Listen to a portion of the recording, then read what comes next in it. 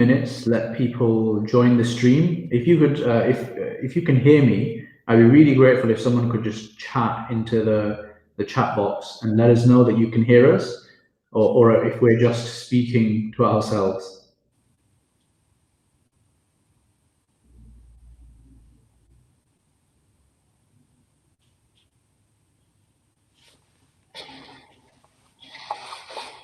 Assalamu alaikum, everybody. I think we have just gone live, so you should be able to hear us now. I'd be really grateful if someone who can hear us let us know.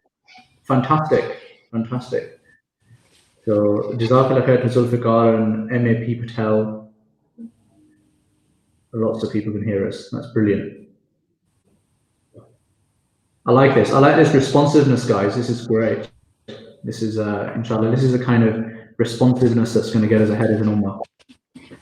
So perhaps what I'll do is I'll introduce Mufti Saab just as a kind of introduction. And inshallah, we'll start in the next few minutes just to let people catch up.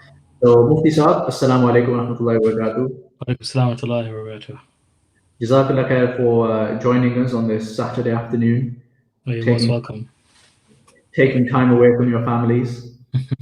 Well, every day is like a Saturday now, isn't it, really? I'm not sure. Or is every day like a Monday? Just feels the same to me. Alhamdulillah, alhamdulillah. To those of you who don't know, Mufti Faraz Adam is the, in my view, preeminent Mufti in relation to Islamic finance, alhamdulillah, in the UK today. And he's the man who we go to personally for our, fatwa. Or in Mohsin Patel's case, Mohsin is my co-founder in Islamic Finance Guru. When he's trying to wheedle a fatwa that perhaps should be given out of someone, he tries to, tries his luck with Mufti Faraz. But Mufti Faraz is, alhamdulillah, he's got all the traditional qualifications, and he's then done an iftar course with Mufti Desai, the very famous Mufti Desai in South Africa.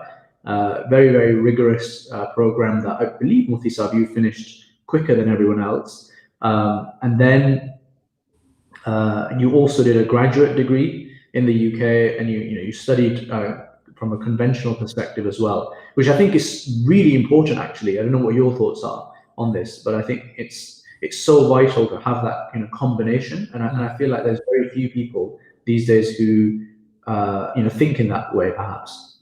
I totally agree. I mean, if you study the Islamic knowledge and the classical knowledge, you have to top that up with, industry knowledge. Without that, you cannot apply the knowledge that you've gained in the 10 years of Islamic studies that you've done, really. Yeah. No, I agree. And Mufti Saab, so as a taster to all of you guys, what's the hottest thing that we're going to talk about today? What's the most masala that we're going to touch upon? So today we're touching upon so many different jobs and different, whether you're working in a bank, whether you're working in the insurance sector, whether you're working in the supermarket, whether you are going door to door and selling products on behalf of another company, right? Or you're just somebody who works in curries or these kind of shops, and you have to offer finance. What is at that moment in time? What's your duty as a Muslim? Are you allowed to do it? Are you not allowed to do it? Where do you fall? So I think these are kind of issues which we should be reading out and discussing and addressing, inshallah, today. Fantastic. Well, guys, Jazakallah khair for joining. It's an absolute pleasure to have all of you on. I am Ibrahim Khan, as my name tag suggests, from Islamic Finance Guru. And alhamdulillah, I wanted to give you a bit of a background as to why we're holding this Islamic Finance Masterclass. So the idea behind this, I actually quit my corporate job, as I was a corporate lawyer until a couple of months ago. And I packed that in to go full-time on Islamic Finance Guru. And one of the things that I pledged to myself when I did that was I want to continue my Islamic finance learning throughout the rest of my life, inshallah, but particularly in the next few years, because I feel it's so important for anyone who's working in the industry, but also, frankly, any Muslim, who's working in the corporate sector, or anyone who's involved in business in any way, shape, or form, to have a really good grasp of fiqh, of mu'amalat, and transactional stuff, and everything to do with the economy, and Islamic finance and Islamic law. So I was very selfish and also very lucky in that, because I've been in this space for a while, I have a few people that I can turn to. And I said to Mufti Faraz that this is something that I want to study. And as a first kind of course that we wanted to do, and the first kind of subjects that I wanted to touch upon myself, I looked down at all of the different queries that we get at Islamic Finance Guru from people, and three really stood out. One was, is my job haram or halal? We get so many of those queries. The other query that we regularly get is around what should I do in terms of my career and Islamic finance, and what should I study if I want to get ahead of it within Islamic finance? What's best? What do you recommend? And then finally, we get a lot of queries around the fiqh of halal investing, and is this halal? Is that haram? Can I invest in bonds? Can I invest in bonds via this or that, etc. And so those are the three subjects that we've decided to run in this free webinar, inshallah, free series that Mufti Faraz is going to take us through. And my role in all of this will be hopefully relatively, little. Mufti Faraz will be doing all of the heavy lifting from the fiqh and the teaching perspective, but I will be the people's champion, as they say. I'll be coming in with, Mufti Saab, you hear people to the academic, or you say anything in Arabic which is anything other than like Allahu Akbar and Subhanallah, then I'll step in, and I'll kind of try and infuse the discussion in that point with something more commercial and practical and that sort of thing. And any questions that I might have, I'll throw them out as well, and I'll be picking up questions that are coming from the audience as well, inshallah. And then in terms of how this course is actually going to run, inshallah, we're going to do 3 sessions today, and then next week and the week after, about an hour to 2 hours, depending on how many questions we get. And the idea behind this is that then we'll have a bit of a wrap-up session at the end where I'll come in as well a little bit, and then we'll have Q&A. And we really want people to send in their questions as they come to you, and then we'll pick them up either live. So Mufti Saab, if you see the questions coming in the chat, then feel free to respond to them. But otherwise, we'll pick them up in the Q&A. So without further ado, I will now disappear off the screen. You will be maybe pleased to know, and I will add in the presentation itself that we'll be going through. Is my job haram or halal? And I leave you in the very capable hands of Mufti Faraz. Over to you, Mufti Saab. Jazakallah khair. Bismillah ar-Rahman ar-Rahim. Alhamdulillah Rabbil Alameen wa salatu wa salamu ala Sayyidina Muhammad wa ala alihi wa sahbihi ajmain, amma ba'd. Respected brothers and sisters, friends, elders, teachers, and colleagues, it's an honor and a privilege to be here with you today and discuss this subject. So there's a lot to go through, but it's, inshallah, the way I like to talk about these kind of things is I want to empower you, and I want you to be able to leave these 2 hours that you are equipped enough to use your own intuition and begin to reach your own conclusions to some degree before finally checking with a scholar. I want to empower you in that way. So the idea is to really break it down, have it structured in a way which you can then digest. If you don't understand something, by all means, ask whilst I'm lecturing, whilst I'm teaching, whilst I'm talking, and hopefully by the end you should have a solid picture on this whole idea of what is halal, what is haram in terms of jobs, in terms of contracts, in terms of being a contractor and employee. I think the most important thing is, why is this important? Why are we talking about this? This whole topic of employment, whether it's halal or haram. And that's really important to understand before even going into the fiqh of it, because fiqh is, you could say, one aspect, but as a framework, as a Muslim, what is our concern here? What's our kind of world view? Why is this an issue to us? That's the real thing to discuss first. Why is it an issue to us? Because we know that a person whose income is not lawful, right? It's unlawful, then there's some issue with that, right? He will be accountable to Allah subhanahu wa ta'ala. The income is unlawful. So that's why there's a sense of accountability. There's an issue with that. But seeking livelihood, seeking wealth, seeking money, right? Getting a job, this is encouraged in Islam. Islam encourages us to work. Islam encourages us to work. That's why in the Quran, you'll see a number of times Allah subhanahu wa ta'ala encourages us. That's why in Surah Al-Jumu'ah, it's mentioned, فَإِذَا قُضِيَتِ الصَّلَاةِ فَانْتَشِرُوا فِي الْأَرْضِ وَابْتَغُوا مِنْ فَضْلِ اللَّهِ. Allah tells us that when the Jumu'ah Salah is over, right, disperse yourselves in the lands and seek from the bounties of Allah. Min fadlillah. The fadl, the bounties, the blessings is Allah's wealth. The wealth that He's created. This is fadl.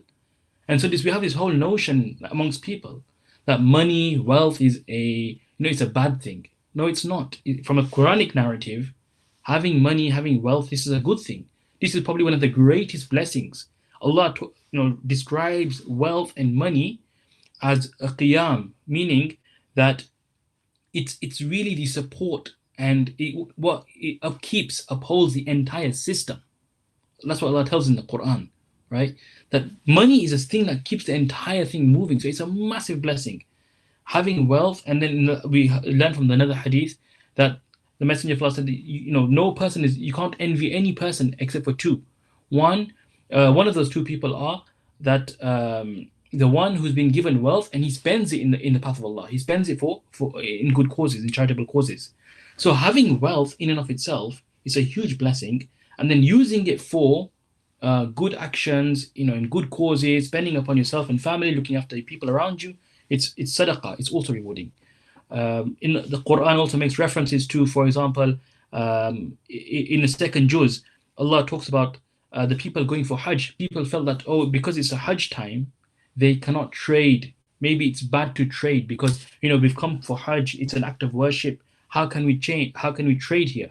So Allah reveals the verse, "Laysa alaykum junahun an tabtaghu fadlan min rabbikum." That there's no problem, there's no harm, there's nothing wrong with you, seeking the bounties of Allah. Right. So the first verse talked about Jumu'ah, and Allah talked about seeking the blessings of Allah, the fadl of Allah, going out and working, earning money. This is talking about Hajj, another worship. Again, Allah connects the discussion of seeking wealth, meaning these things are part and parcel. Allah doesn't distinguish between seeking wealth and worship, in a sense that worship is seeking wealth is something completely remote from Islam in the Quranic narrative. It's not. Rather, these are it's part and parcel of life. So you do your worship, you go seek Allah's fadl, you come back again. That's why Allah praises رِجَالٌ لَا تُلْهِهِمْ تِجَارَةٌ وَلَا بَيْعٌ عَنْ ذِكْرِ اللَّهِ. Allah praises those people who are involved in trade, business, jobs, earnings, yet they are still mindful of Allah.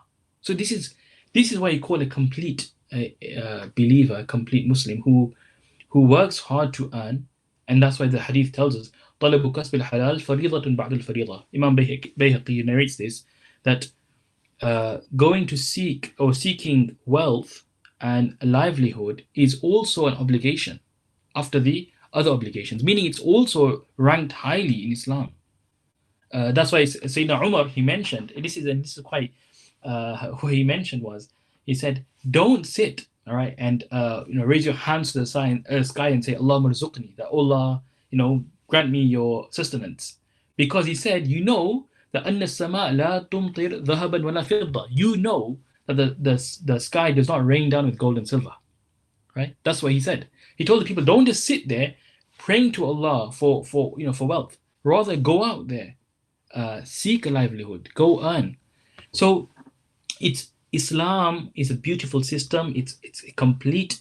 Islam is very logical. It's very rational. Meaning, it's something. And the more you study Islam, you begin to realize that everything in Islam, it makes sense. Honestly, everything makes sense, and it's just such a balanced way of life. It's so complete in every aspect. And the more we talk about financial dealings, you'll begin to understand how Islam is so.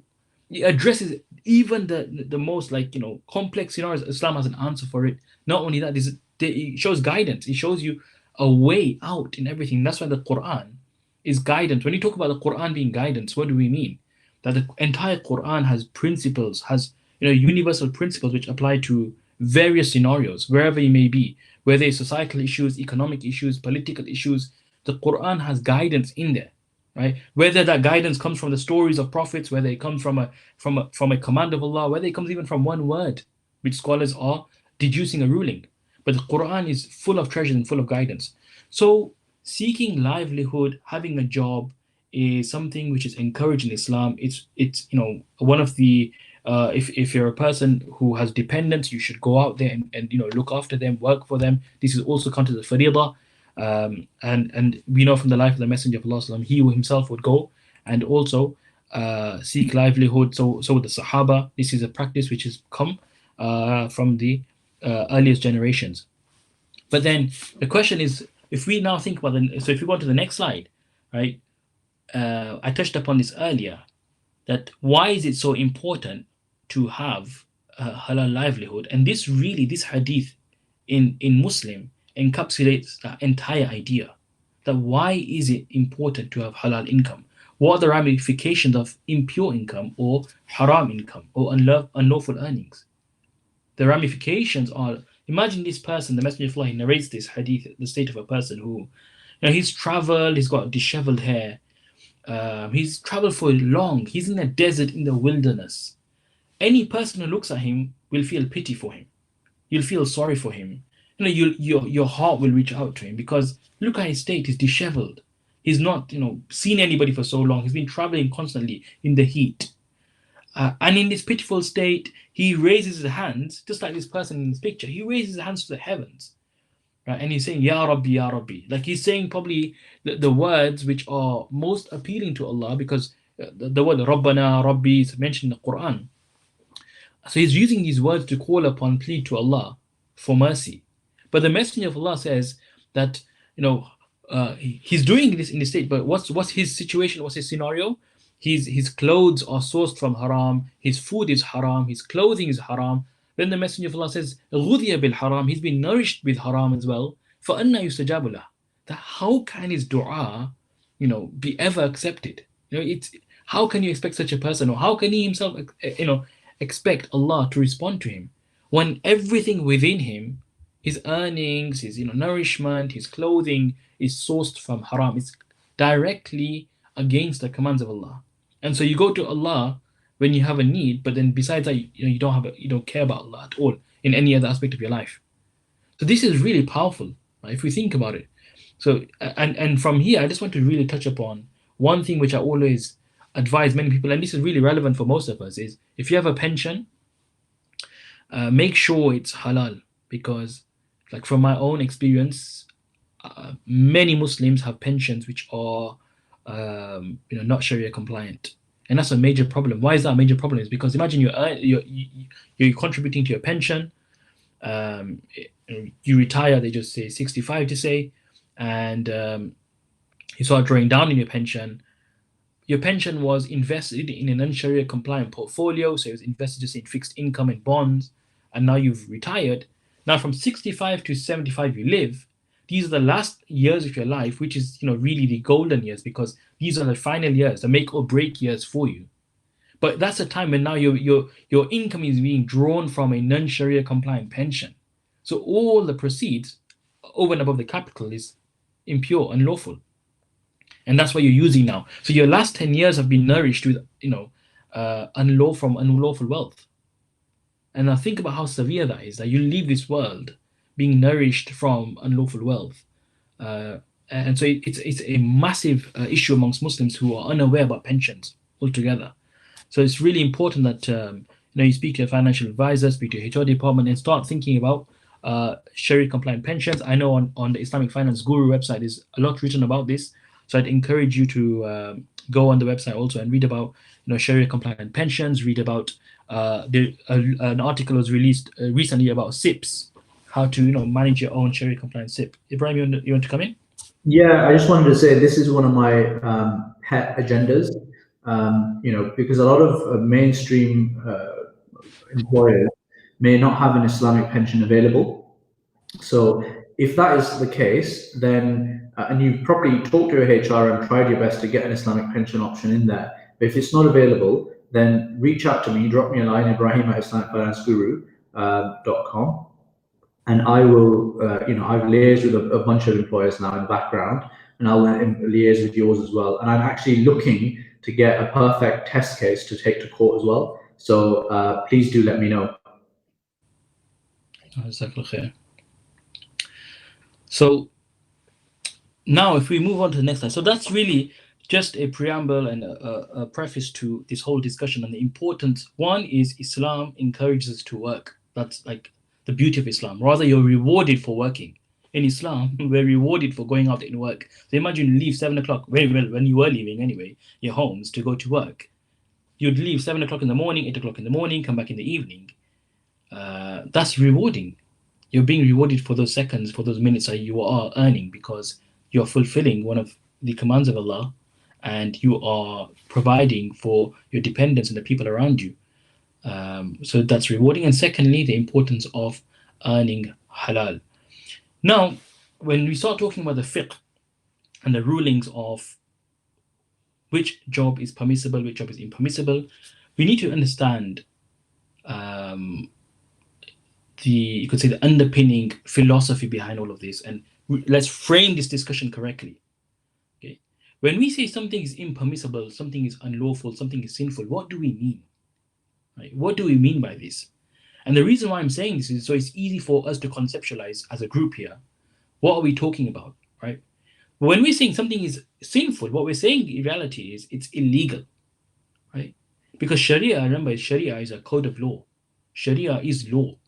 Right? So scholars, muftis, are Islamic lawyers, right? And that's why I always find that if I have a discussion like with Ibrahim or any lawyer, corporate lawyer, anybody, we're on the same wavelength.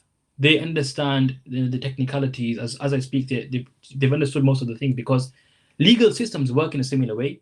Most of the time, the objective is the same as well, is to establish justice in one way or another.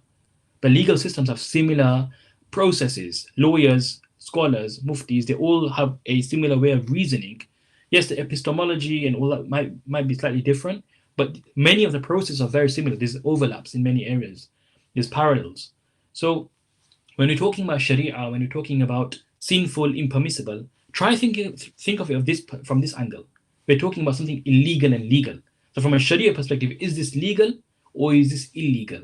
Why does that help? That helps you in understanding the whole discussion, because a job from a Sharia perspective can be illegal, right? So it's just the same as, we're saying, as we say today, that money laundering is illegal, right? So doing certain jobs from a Sharia perspective, which are sinful, that's illegal in the Sharia, okay?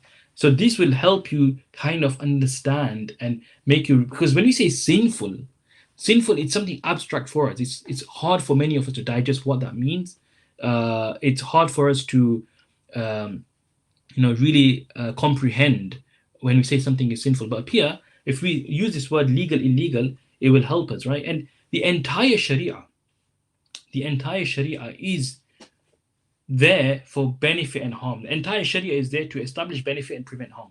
That's Ibn Taymiyyah rahimahullah mentioned this, that Sharia was revealed to establish benefit for people and for the for public good and for public interest. That's what Sharia was revealed for. And it was revealed to eliminate that which is harmful. So everything which is permissible, which is legal, is beneficial. Everything which is beneficial is legal, is permissible. Everything which is harmful is illegal, is sinful, is impermissible, right? So anything which is harmful, you'll find that Sharia has classed it as some kind of sinful activity. Either it's discouraged, disliked, makruh, or if it's really harmful, it'll become haram, unlawful, completely prohibited, meaning it's illegal, right? So legal, illegal from a Sharia perspective are based upon what's beneficial, what's harmful. That's what it's based upon. The more beneficial something is, the more recommended it is. So what can be the most beneficial? Something which is, for example, it'll benefit you definitely in the akhirah and it'll be your entry into Jannah. That'll be fard. It'll be compulsory. Something which will benefit you in this world, but might not benefit you completely in the hereafter, but you'll get reward for it. It could be mustahab. It could be sunnah, right? Things like eating practices, and there's many sunnah that I mentioned there. Things which are harmful for you in this world, right, and definitely harmful in the akhirah, then that could be towards the other side of the spectrum, being haram or severely disliked. So this legal illegal ways, it's a good way to appreciate and understand this whole notion of what is sinful, what is not sinful, because when we say something is impermissible, people cannot relate to it very easily, right? So that's just really you could say, just a introduction to this whole discussion. If we move on to the next slide, which is now going further into detail. Now, what is, I mean, when we say something is illegal from a Sharia perspective, that some work is illegal, is impermissible, right? Which kind of work is that? So illegal work from a Sharia perspective are those where you are actually doing sin in your work, right? Your job description, right? Your job description, your scope of work, or your job role is sinful. For example, you are a hitman, yeah, you're an assassin, so you've been hired to go and murder. That job in and of itself is illegal. Not only is it illegal from a English law sense, it's also illegal in Sharia, because your job that you're doing is the service that you're providing is illegal. And remember, to understand from an Islamic perspective, or even from a contract law perspective, what are you doing in a job when you're being paid? You are delivering service. Okay, you are delivering service. So somebody's paying you, and your job is to deliver something in return. So whatever you deliver in return, that's the subject matter of this contract, of this employment, right? That subject matter has to be Sharia compliant. It has to be recognized by Sharia. So because the service you're delivering, the deliverable here, is completely unlawful, is impermissible, which is murder.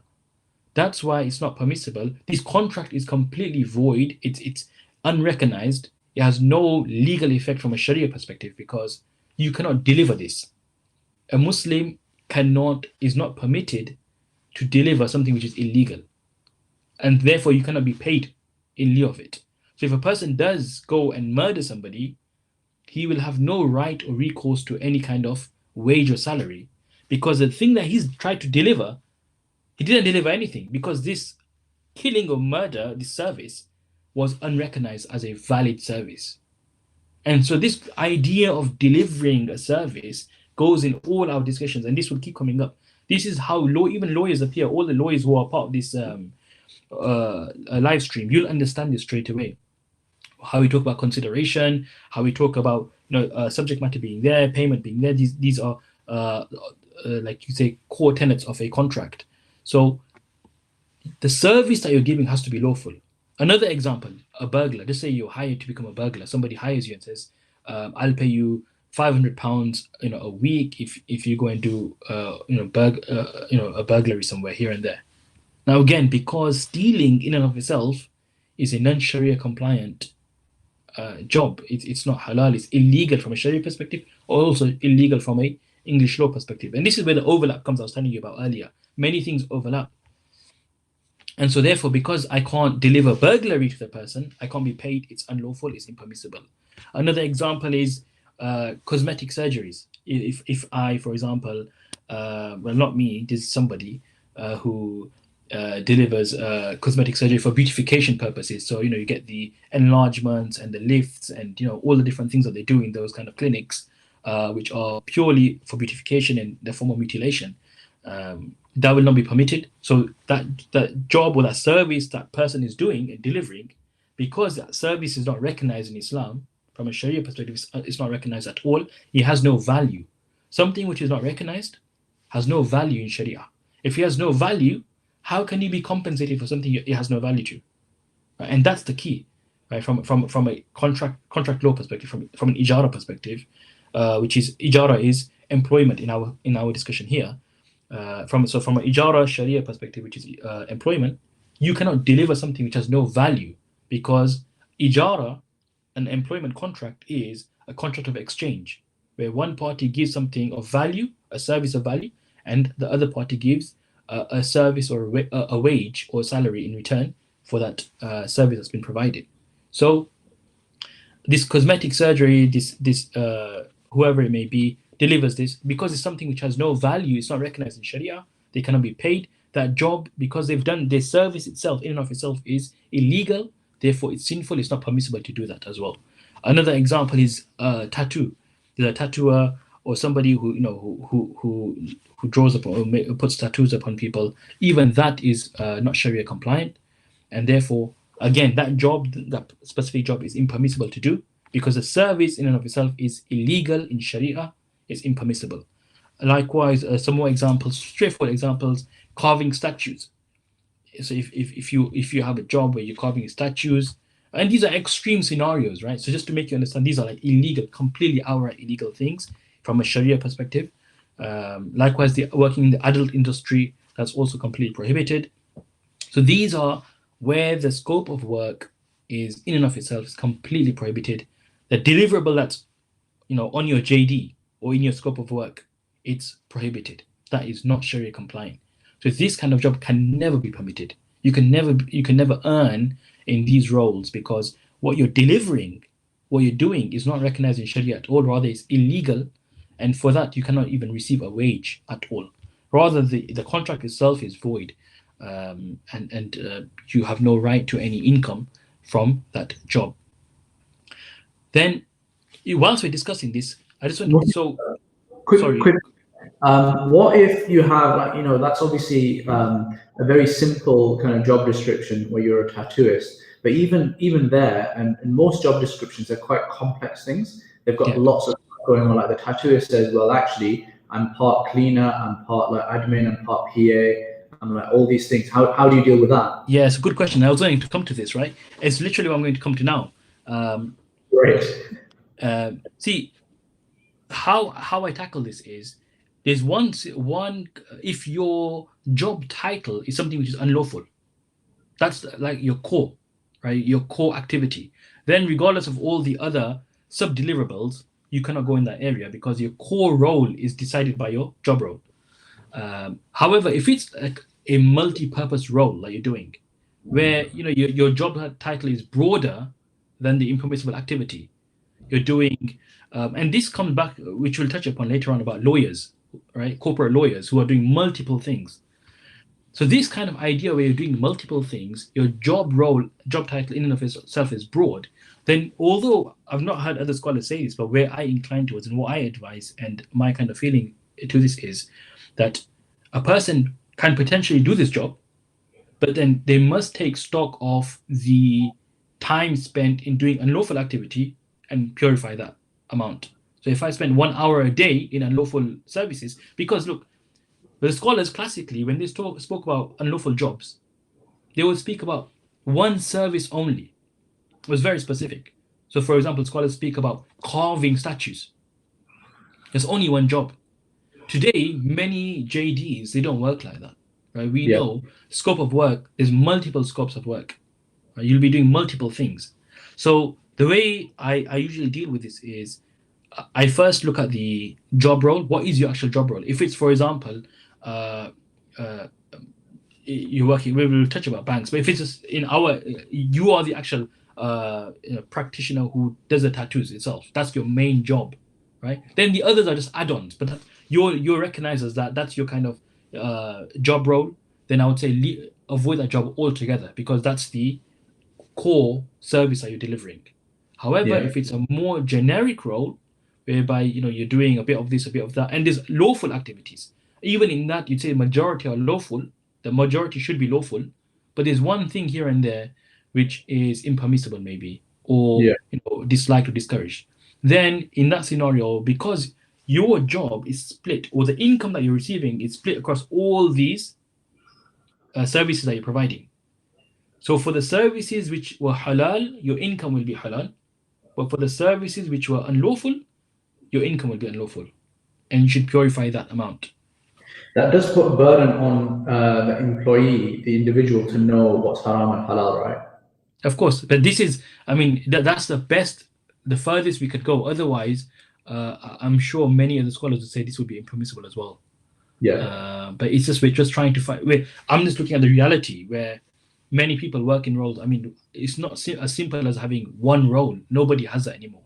It's very hard to find a contract where you just have one scope of work. And if that's the case, you're only doing one thing which is completely haram, then obviously you wouldn't work there. Yeah, exactly. Okay. So yeah, just going on that. So I was just about to touch upon this scenario where when we touch upon this whole idea of these deliverables, where it's only one deliverable and it's completely unlawful, it can only be used in a haram way. For example, you're an IT developer, right? You're an IT developer and you make something which can only be used in an unlawful way. There's no other way to use that but in an unlawful way. You design unlawful things, right? That's your job. So even that would fall up in here. That would not be permissible because what you're designing is specifically made for this. It's not a multi-purpose software. Rather, it's designed to deliver impermissible stuff, or is designed to facilitate impermissible activities. Right? It's without that. Right? Without this, the entire system wouldn't work, or not even the system. The facility or the impermissible transaction wouldn't occur. Right? So if you're doing something which is so integral, so material, so significant that it's counted as a part and parcel of the process of the transaction, then that would not be permissible. But I'm just giving you ideas here before we go further into the discussion and break it down even further. Okay. Then I've put a point number 2, which is making a worship a means of income. So illegal from a Sharia perspective are two. One is the scope of work itself is sinful. What you're delivering is sinful. All the examples we just discussed right now. Then another angle that the scholars and jurists mention, the classical scholars, they mention is worship. Why is worship impermissible to be, as a job? Because that's a contract between you and Allah. That's a contract between you and God. Why am I saying contract? Because Allah Himself uses contractual language in the Quran, like وَإِذْ أَخَذَ مِيثَاقَ بَنِي إِسْرَائِيل. The word mithaq. Mithaq means a covenant, right? Covenant is also, whoever looks at contracts will see covenants there. Right, so Allah uses that contractual language when it comes to worship as well. La ta'budu illallah, right? So Allah uses what contractual language. We have a contract with Allah. We worship, Allah will reward us. Although it's not a contract in the sense that we have, but it's still an engagement that you have, an agreement you have. You've put your word to something, and you'll be rewarded for that. So I cannot go and seek the reward of my worship from people because it's not servicing them at all. I'm obeying. I'm not servicing Allah, of course not.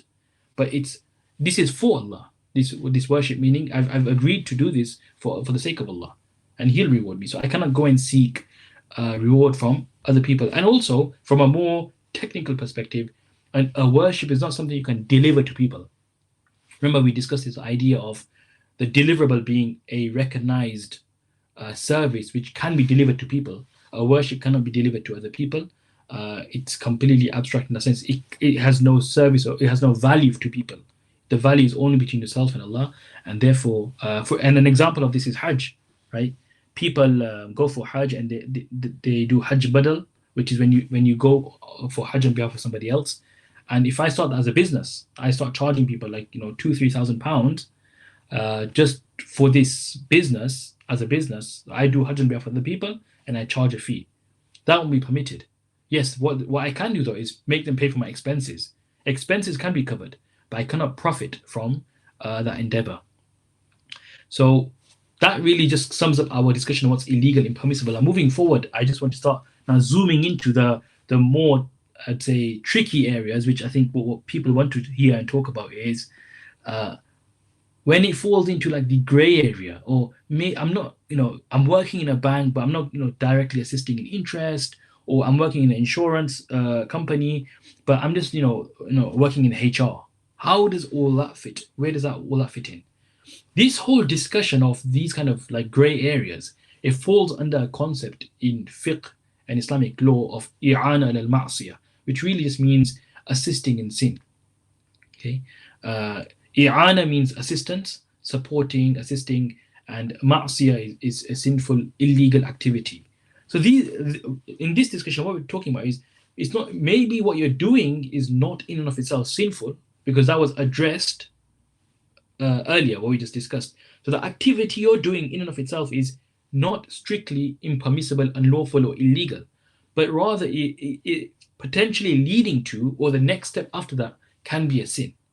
Okay, or the second step after that can be a sin. So we're talking about causality, we're talking about proximity and remoteness from sin. This is where we are now. So how much proximity is there between you and the sin, or how remote are you from the sin? And this is now the discussion here, and this is where majority of many of our jobs fall in, right? Many of the things that we ask questions, like on the fatwa forum that we have on IFG, which is a brilliant resource, and I would recommend everybody to use that. The fatwa forum, if you can go on there, there's many questions there. If you have a question, you're more than welcome to ask a question there.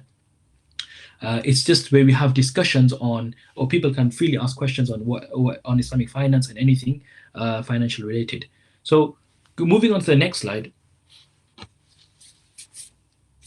Okay, so when it comes to this, there's two views this whole idea of being in proximity to a sin or being remote from a sin, right?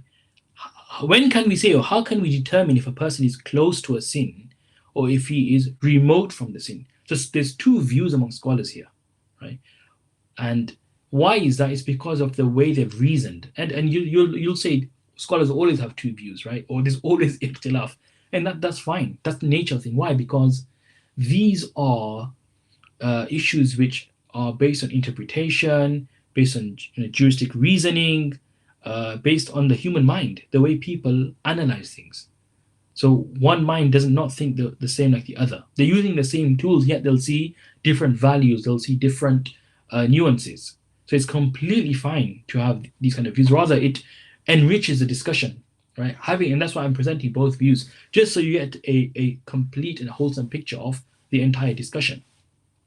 And the verses, we have many verses of Quran and Hadith which underpin this whole discussion. For example, Allah mentions in the Quran, وَلَا تَعَاوَنُوا الْإِثْمِ وَالْعُدْوَانِ, that do not support one another على الإثم والعدوان, in sinful activities, right? Don't support one another. Don't be a support to one another in sinful activities. Another verse tells us, where Allah mentioned that don't swear at those who worship other than Allah. Don't swear at them, because they will swear back at Allah. So Allah is preventing us to be a cause to sin, even in that verse. The Messenger of Allah mentioned in the hadith that don't sell arms, weapons to people of fitna, or people who will go and do murder, or go looting, or do whatever, hijacking and these kind of things. The people of fitna, the people of mischief, those who rebel, because you're being a cause now for them or you're providing them, you're facilitating them with weapons with which they will go and kill and murder. So these kind of verses in the Quran and Hadith, scholars have taken up principles from here. These are like the underpinning narrations and primary sources. But then, when it came to the actual application, there were two views, right? The majority of the scholars, when I say majority, it's like, even from the Hanafi school, Imam Muhammad and Imam Abu Yusuf rahimahumullah, the two students of Imam Abu Hanifa, and also Imam Malik, Imam Shafi'i, Imam Ahmad bin Hanbal rahimahumullah, most of them, the framework that they apply is that they very strictly hold on to this وَلَا تَعَاوَنُوا عَلَى الْإِثْمِ وَالْعُدْوَانِ, this verse of the Quran, and they rule out anything where there's like a causation or proximity. For them, proximity means that causality. Right? So what they look at when I write for what and whom, they always consider that what are you supporting, what are you doing, for whom are you doing it for. So the scholars mention, for example, under this is, if a person he leases a property to somebody who clearly says, I'm leasing this property to have a liquor store or have a casino. According to all these scholars, they apply the for what and whom analysis. So because it's clearly being done for something unlawful, for them they'll say, look, there's a causal link up here, that causality has been established, proximity has been established. The moment sin comes into the discussion and you are the provider, then for them the for what and whom analysis rules this out. They'll say this is also disliked, it should not be permitted for them, it'll be discouraged, disliked altogether, and a Muslim should not do that. That's also the view of, for example, the global standard setting body IOFI in the Sharia standards. They have the same view. According to them, you cannot lease a property which will be used for impermissible activities. It's not Sharia compliant. So they also go with this view. So the for what and whom analysis, they always consider what the user, the beneficiary, or the tenant, the lessee, what they'll be doing with the activity. Likewise, if you're an employee, you're providing something to somebody, but you know clearly they mentioned, I'm going to use this in sin. I'm taking your, or I'm using your services, or this item that you made. You're a developer or something. Although it can be used in multiple ways, but they come and tell you clearly that I'm going to use this only for haram, right? Or for interest, or for selling insurance or marketing things from the adult industry. Then, according to this group of scholars, again, because the for what and whom analysis, they'll say it's not permissible, because clearly now in the discussion, in the contract, or even in discussion, what's come about is a sin that's been identified. And so they mention, the way they break this down is, they mention whenever assistance in sin can be, like you could say, four ways altogether. One is you have the intention to assist. Whenever an employee has an intention to assist in sin, that's always impermissible according to these scholars, and that's quite obvious. Number two, there's clearly mentioned in the contract either employment or leasing or even selling. So if I'm selling a multi-purpose good, for example, I'm selling grapes. This is a famous example. But the person clearly comes and tells me, I'm selling these grapes, or I'm buying these grapes to make wine and alcohol. This will be a problem according to these scholars. And secondly, thirdly, it's you sell an item which can only be used in sinful activity. So even in here, it's as clear assistance, right, in sin. So these three scenarios, these scholars say, are all impermissible. When there's an intention to assist in sin. Number two, there's clear mention of the beneficiary, the tenant, the lessee using, or even the employer using what you're providing, or even the buyer using what you're providing in sin. They'll say it's disliked, discouraged, or even impermissible. Or thirdly, the item can only be used in a sinful way. Then also, according to these scholars, it'll be impermissible for you to do that particular role or job. But then they mention that's when it's clear. How about if you are a cause? Meaning what you're doing is in and of itself is not problematic, but the next step is problematic. So what you're doing is not problematic, but the next step is. So they mention here now, either you're in proximity to sin, or either you are remote from the sin. How can you be in proximity to sin? It's when what you're doing is it's so close that the next step after will be sin, right? There's not multiple steps between you and the sin. Rather, the next thing that will happen is sinful activity. And the example up here the scholars give is what I mentioned about renting and leasing. Okay, they say this falls again into although renting and leasing the property in and of itself is lawful, but because now the person will be leasing this will be using in an impermissible way, therefore it becomes impermissible, or at least strongly discouraged, or makruh tahrimi. And then the final point of these scholars, the majority of scholars, what they say is, you have, when are you remote from the sin? You're remote from the sin when you provide something, okay? There's no clear indication of how that person is going to use that item, or even he may go and do something later on. But rather, and whatever you've provided requires further intervention, further input from that person to get the final sinful activity. So you've not provided something which can be directly used in sin, but rather they have to put their own kind of effort, labor into the item, like add some kind of you talk about GDP, adding value. So they've put some kind of labor into it and then created something else sinful. That will be then sinful, but that will be remote from you. It'll be remote because there's intervention required further down the chain, and the sin has occurred right down the chain. So this is like how the majority of scholars discuss it. It's very complicated. I'll be honest, this is even for me, I find this analysis quite complicated, and you'll see many. So there are some scholars who have this framework. It's not always easy to fit where a job falls, because sometimes these things overlap, right? Sometimes it's it's in proximity, sometimes it's remote, sometimes there's clarity in the contract. So this kind of analysis, it's very difficult.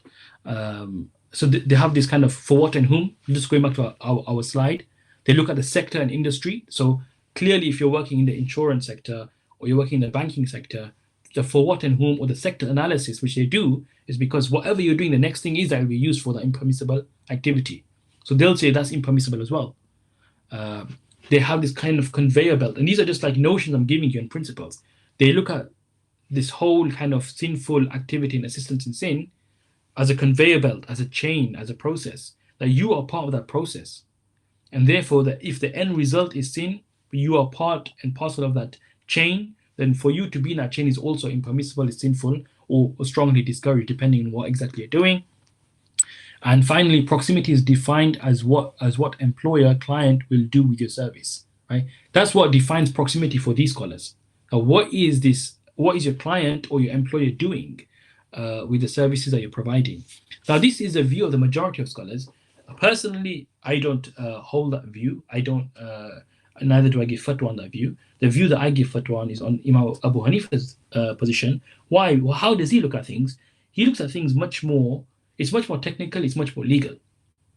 What he says is, you can't look at an employee and you can't look at a contractor and you can't judge them on what another person will be doing, right?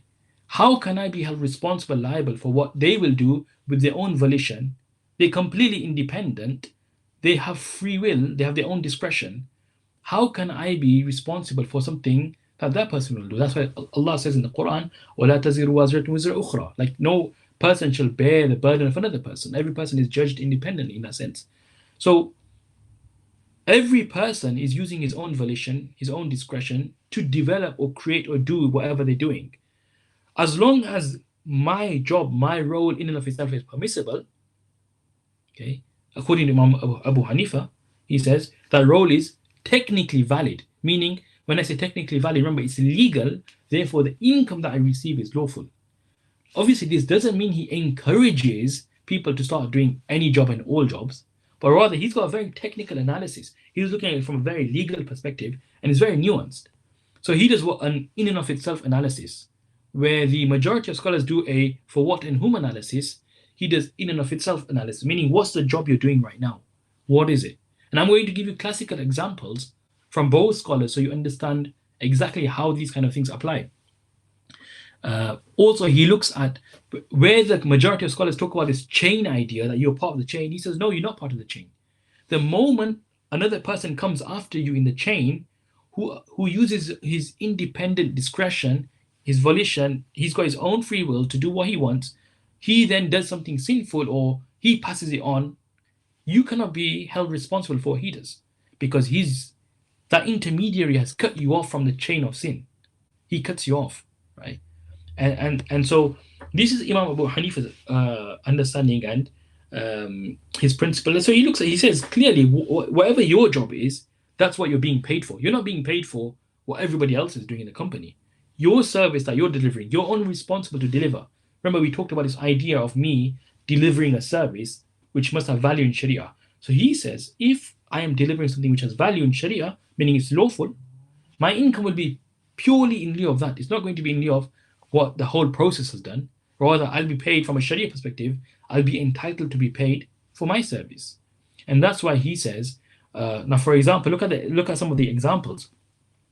Imam Abu Hanifa rahimahullah was of the opinion that if a person happened to transport alcohol, right, just say you're walking and somebody requested you, can you please pick up this case of alcohol and drop it to that street there, I'll give you $5 for this, or £5. And you just happen to do that as a Muslim, right? This is obviously incidental. It's not something he would encourage you to do as a practice. But if you did that, his analysis is, look, what are you doing? He's not saying, who are you doing it for, but what exactly are you doing? You're just transporting. You're just lifting. That's how he does it. He doesn't look at the entire sentence. He says, look, what's your job here? You're lifting. The sin of whatever will be done with alcohol later on, that can't be ascribed to you, because all you're doing is lifting it from one place to another place, right? It'll be the people down the line who'll go and drink or whatever they do. That's also uncertain, right? It's also uncertain what will happen, but that'll be applied later on.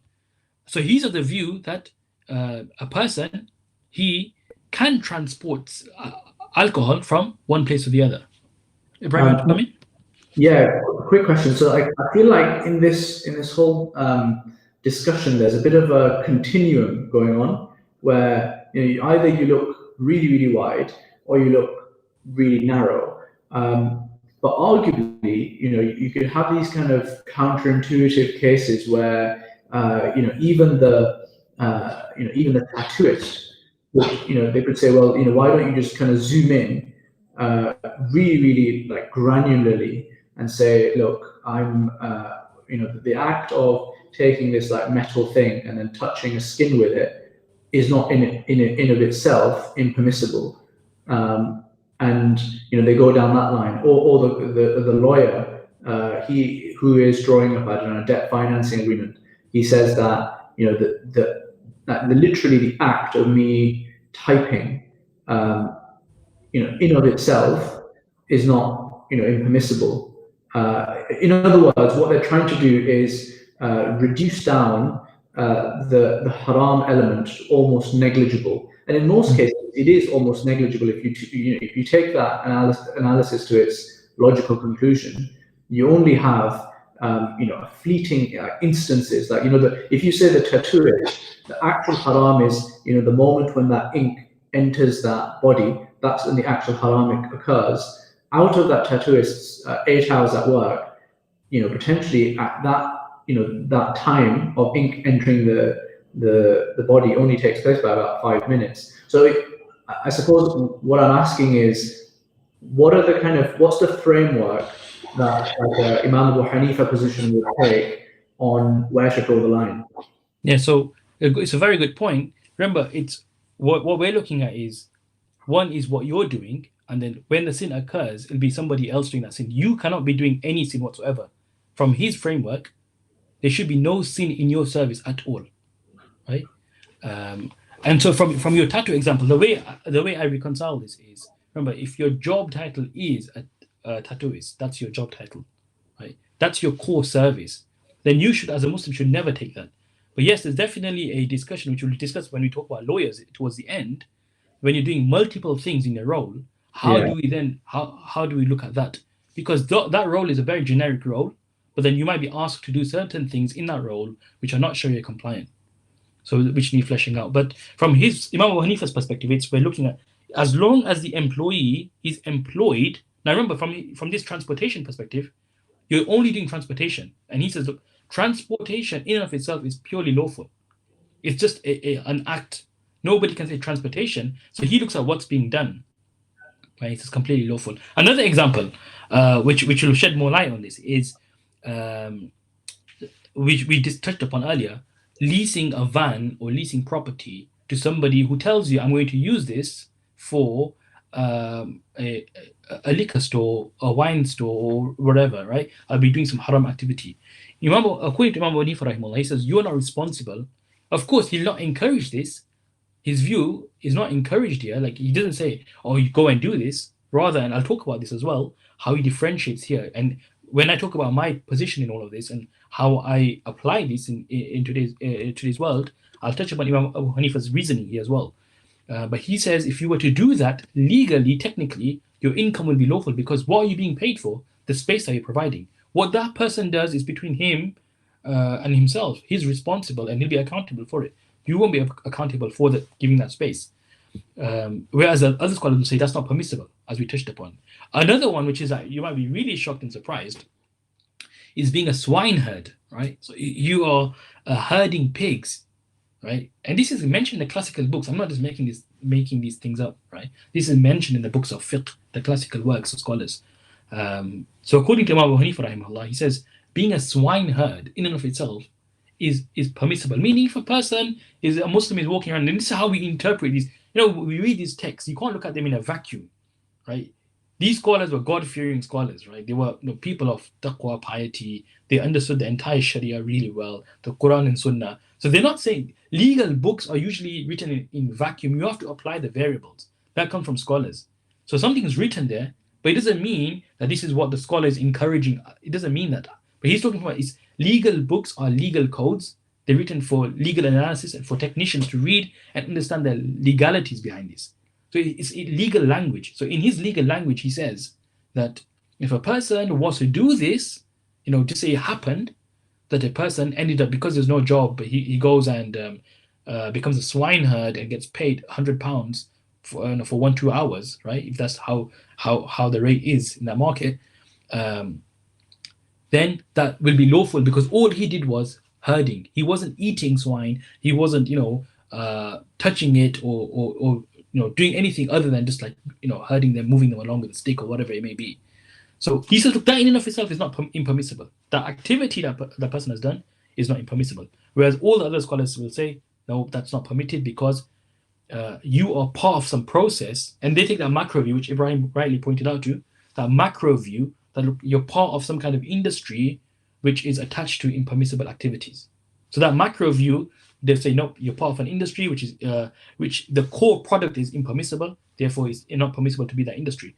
Imam Abu Hanifa on the other hand says, no, it's a micro thing. Every person is responsible, or it can only be tasked with his own services. I cannot be held accountable for the entire sector. And so my income is only in lieu of my services. As long as my service is lawful, then the income will be lawful. So he's looking at it from a very micro legal sense, where you're looking at income and service only. And he's trying to establish when is income lawful. That's his key. So he's not encouraging this practice. Rather, he's from a technical perspective. He's saying, if this was to happen, then this would be the ruling, meaning the income would be lawful. And that's how legal works and legal books, that's the language that they talk. So you don't have to always, you have to put, there's no variables mentioned in the legal text. You have to come and apply those variables in real life to see where they fit.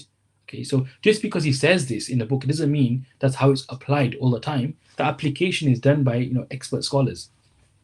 Finally, another example, just to add more weight to this kind of discussion, is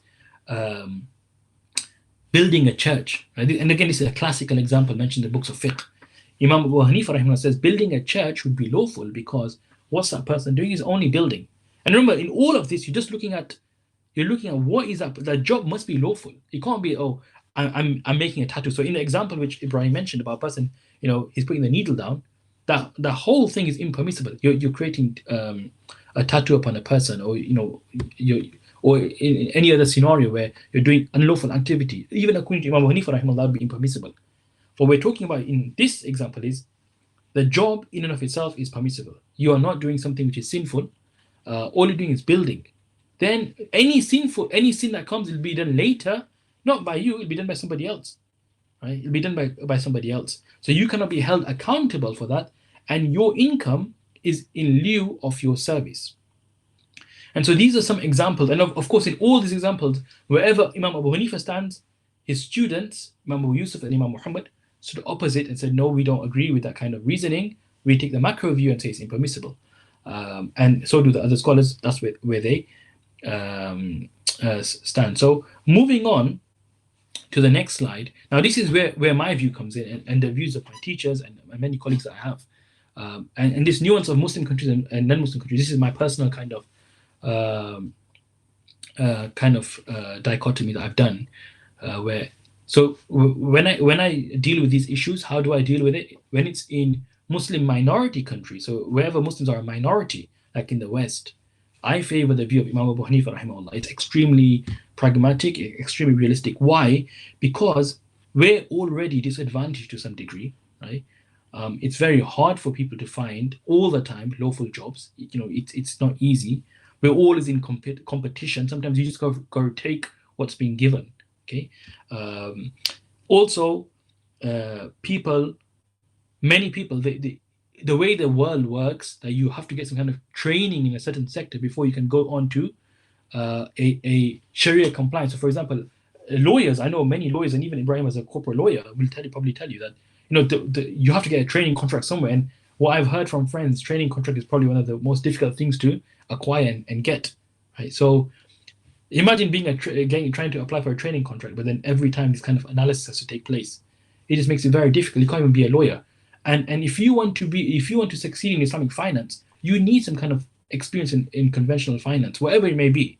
Obviously, as lawful as possible, but that experience is gained. So we're already disadvantaged.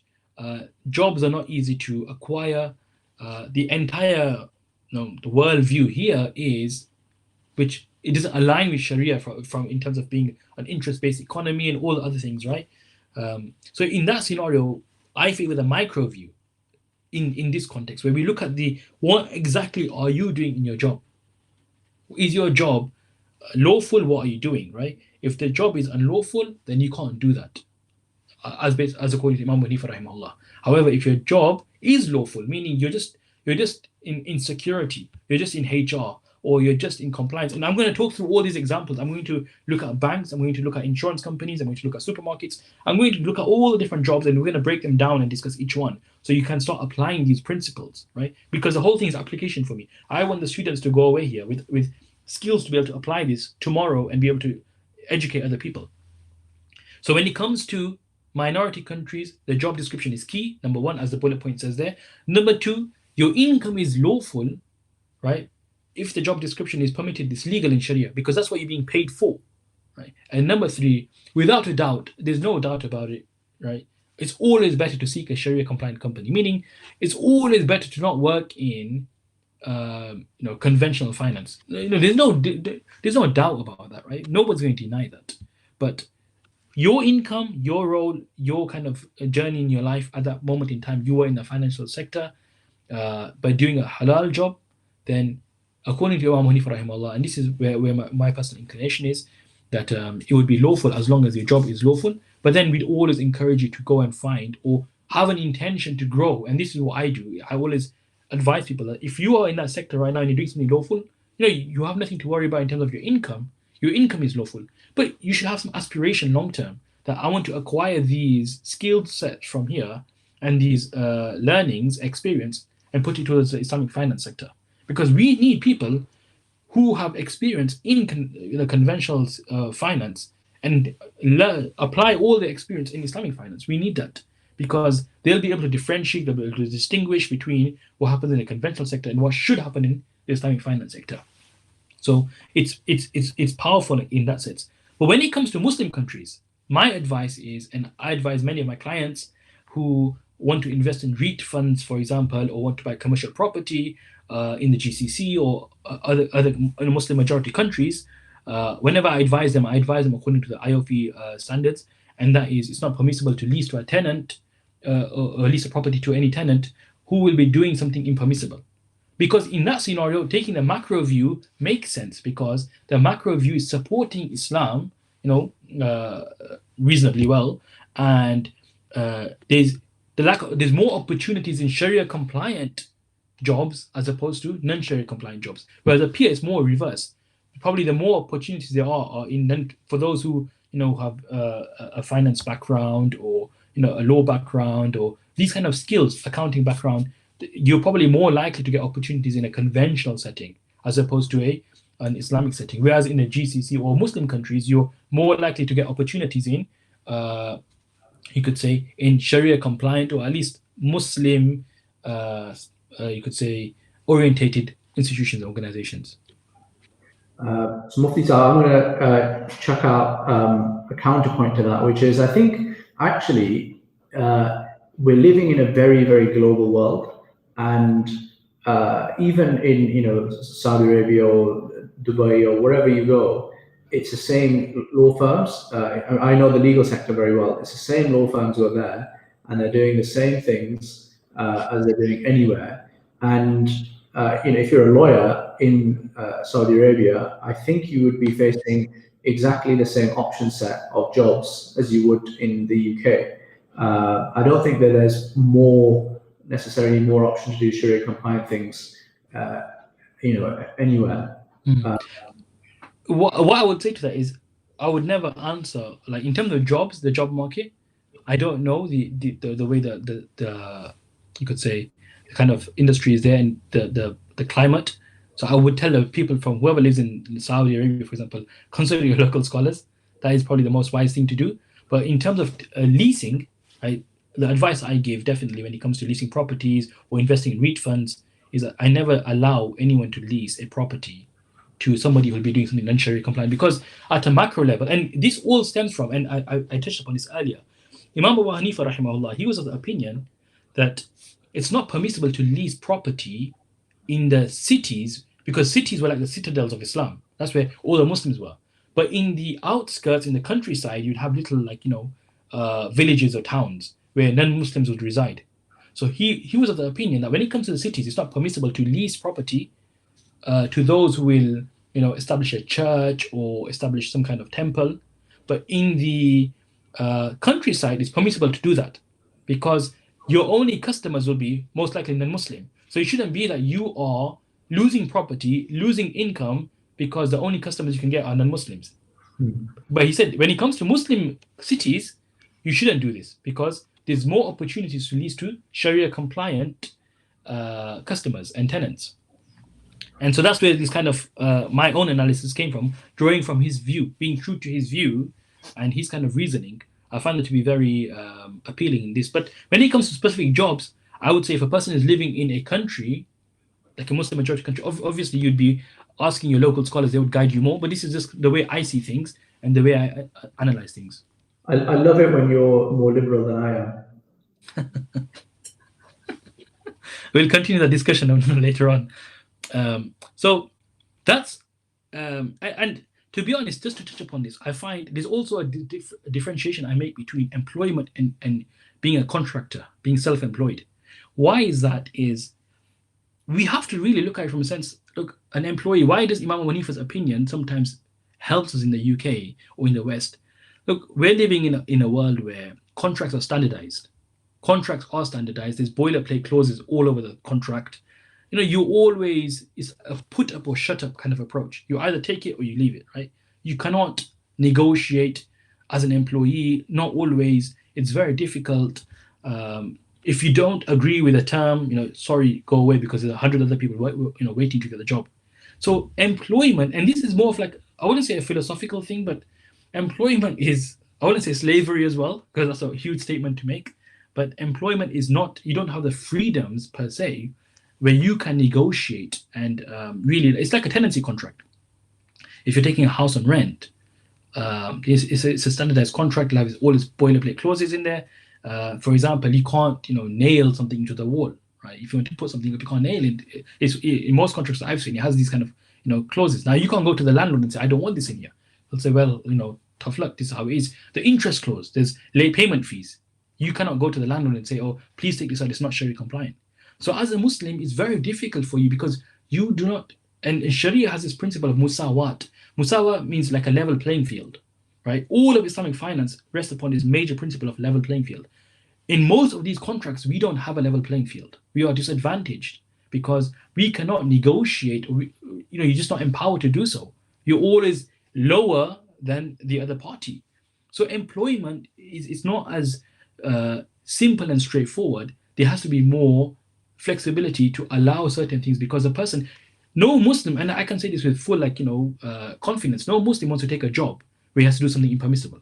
I've never found a Muslim who says, I enjoy doing, a debt financing contract, or I enjoy developing this kind of software so it's using riba. I don't find that.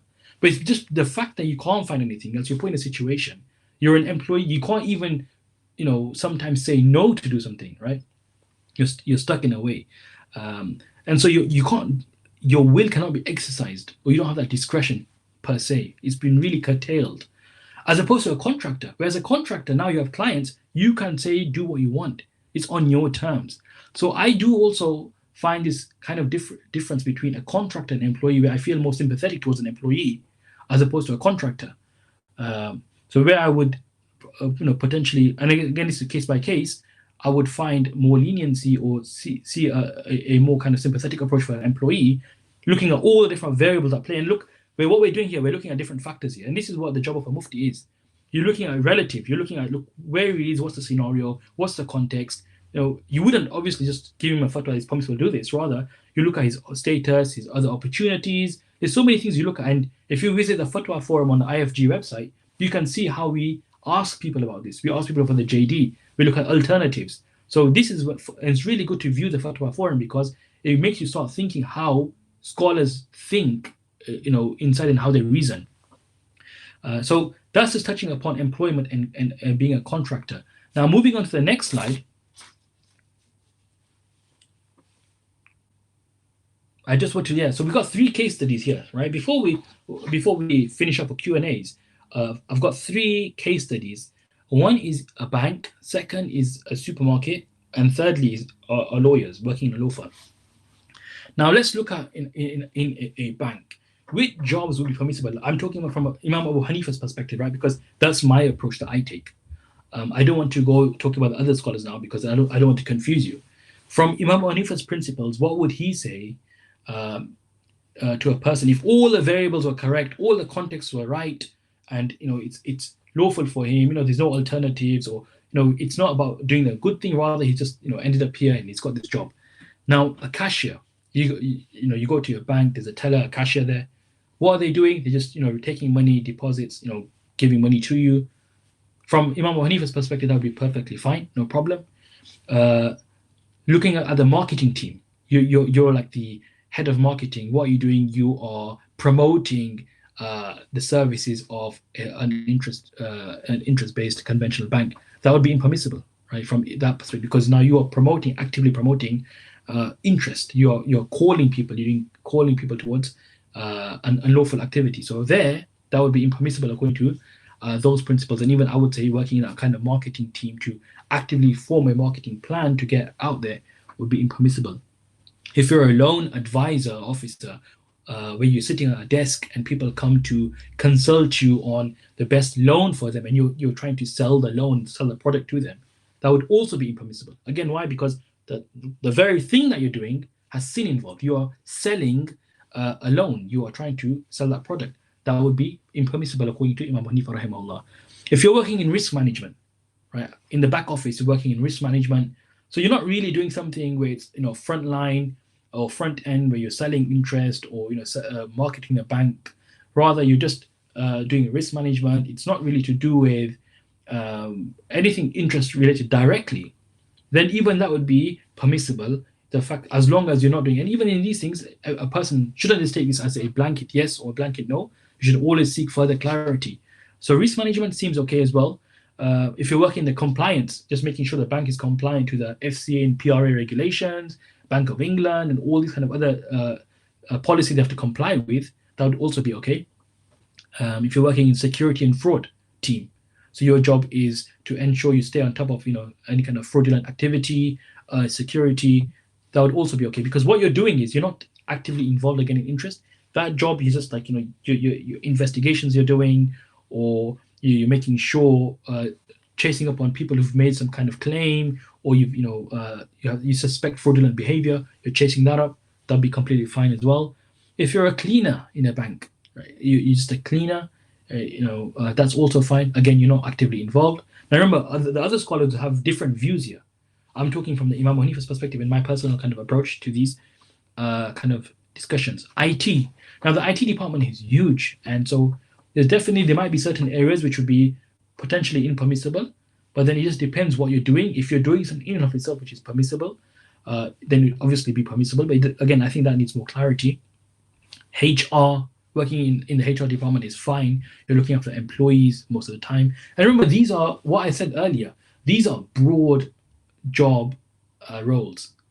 Right? You might have 15 responsibilities, 15 different scopes of work, right? In many of these. And where the majority is permissible and the job role is permissible, but you might have one thing which might be doubtful, then for that you should seek clarity, or whether if it's impermissible, then what I would advise is make sure if that's the case, make sure your job is permissible overall, and then you might get guidance to purify your income based upon that 1 hour you spent doing X or Y. Being a CEO of a bank, this is major, because the CEO is like the exec, right? He's responsible for the entire vision to grow the entire company. So that would not be permissible, because you're probably the most actively involved. It's everything that your vision, you drive the entire engine per se, and so that would be something that I would encourage people not to ever go near. If you're a manager in a certain department, I mean, that's also potentially permissible. Again, it just depends what you're doing. I've had discussions with certain people who work in conventional banks or investment banks, but when they've told me their job description, I could not find anything clearly impermissible they're doing, because they're just managing staff who are not doing anything interest related. So they're either a manager of the HR department or an IT team, but they don't have any direct involvement with interest. So What about like situations where you're going into a career where the more senior roles would probably look like they're impermissible, whereas the junior roles might not. So, like for example, if you're a junior accountant in a bank, maybe according to that, this analysis, it would be permissible. But if you became the CFO of the bank, that would be problematic. So how do you reconcile in those kind of situations? I'll tell the person stay as a junior, unfortunately. I mean, according to this view, there's at least that permissibility, that leverage there. You can do that permissibility. According to the other view, even this wouldn't be permitted, right? So probably this is the furthest you could go, right?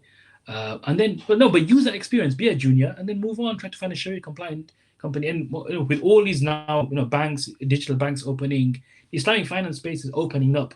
So there'll be many job openings out there for you to take your skills and really, and this all comes down to your own heart, I think. Your dua, your sincerity. How much do you want to work for Islamic finance, for Sharia, to serve Allah and to serve the Islamic economy? It all comes down to that. Honestly, I know people who really cry for that, and Allah opens up ways for them.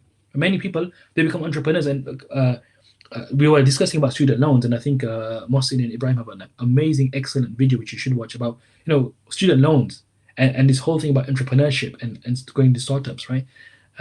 Sometimes it's just that you're an amazing, talented person. Employment, you should think out the box. Take risk, but obviously take advice. Don't just take my word for it, but try to think outside of the box if you're a talented person. So from a banking perspective, these are like the main roles. So if we go to like insurance, just because we're talking about banking, we talk about insurance before we go to supermarkets, right? In insurance, you have actuaries, which again are doing financial analysis, looking at risk. In and of itself is not problematic. It can be overlooked. HR, similar to what we said about banks. Security and compliance, again, similar to what we said about banks. Insurance companies have much more like prudential regulation.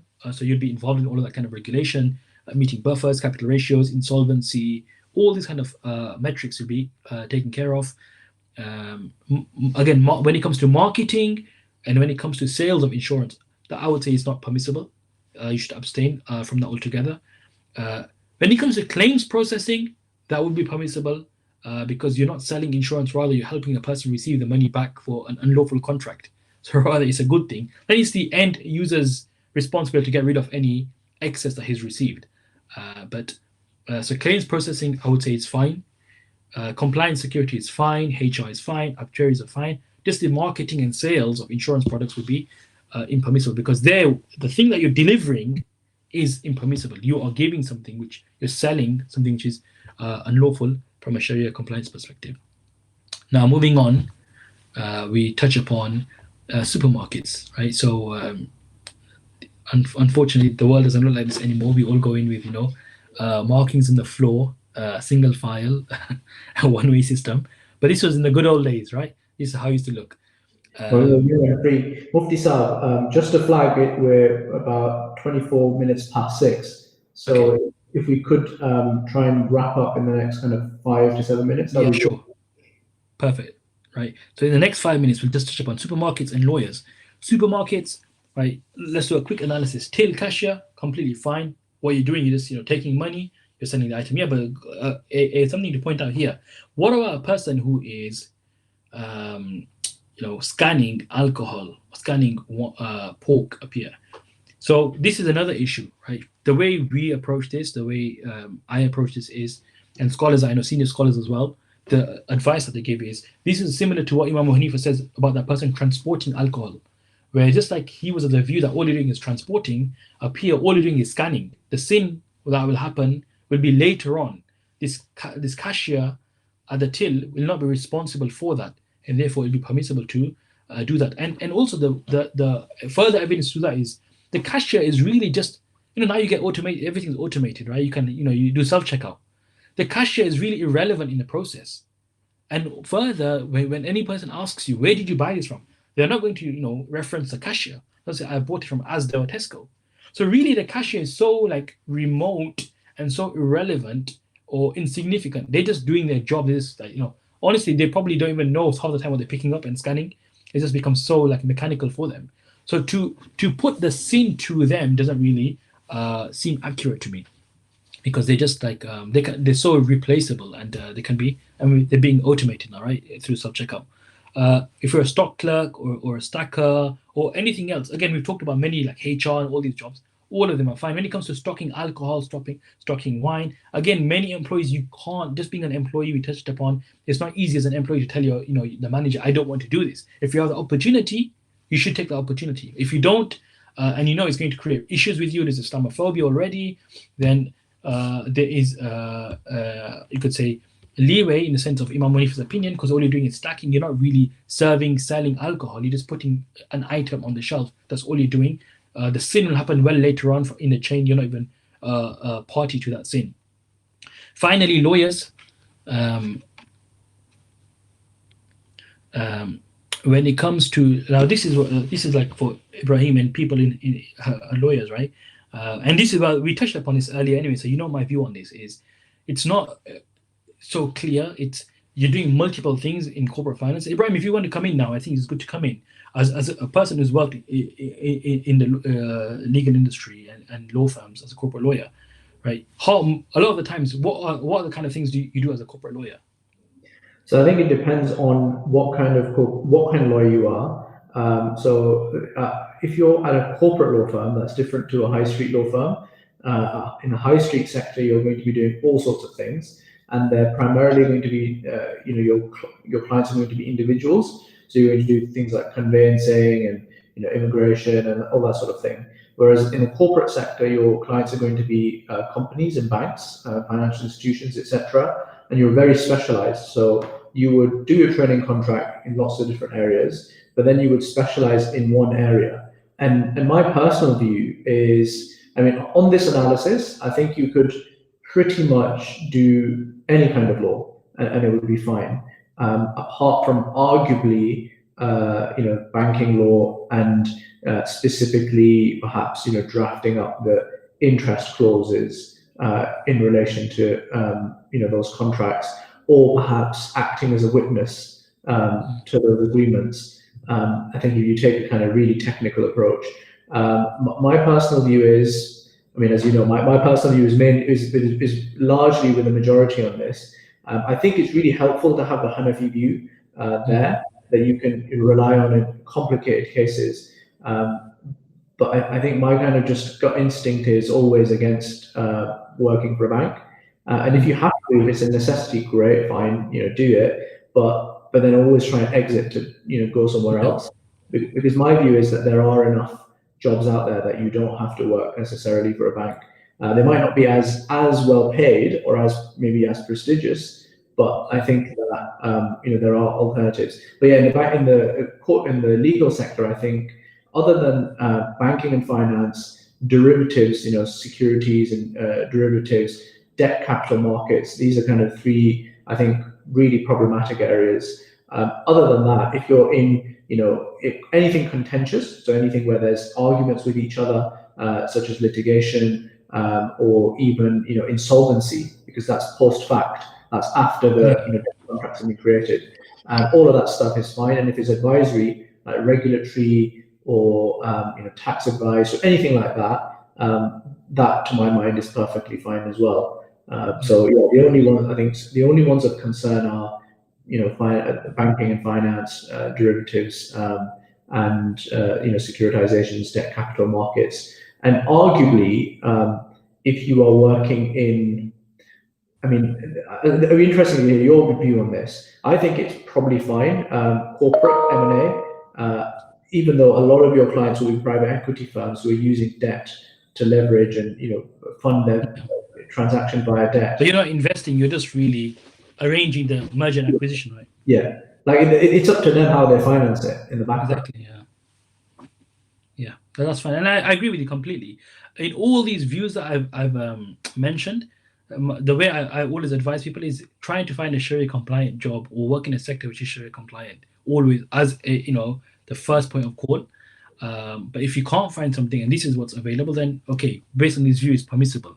But I also advise people that always try your best to find, because ultimately, as Muslims, you will be impacted to some degree by the environment that you're in. That's, it's a given, right?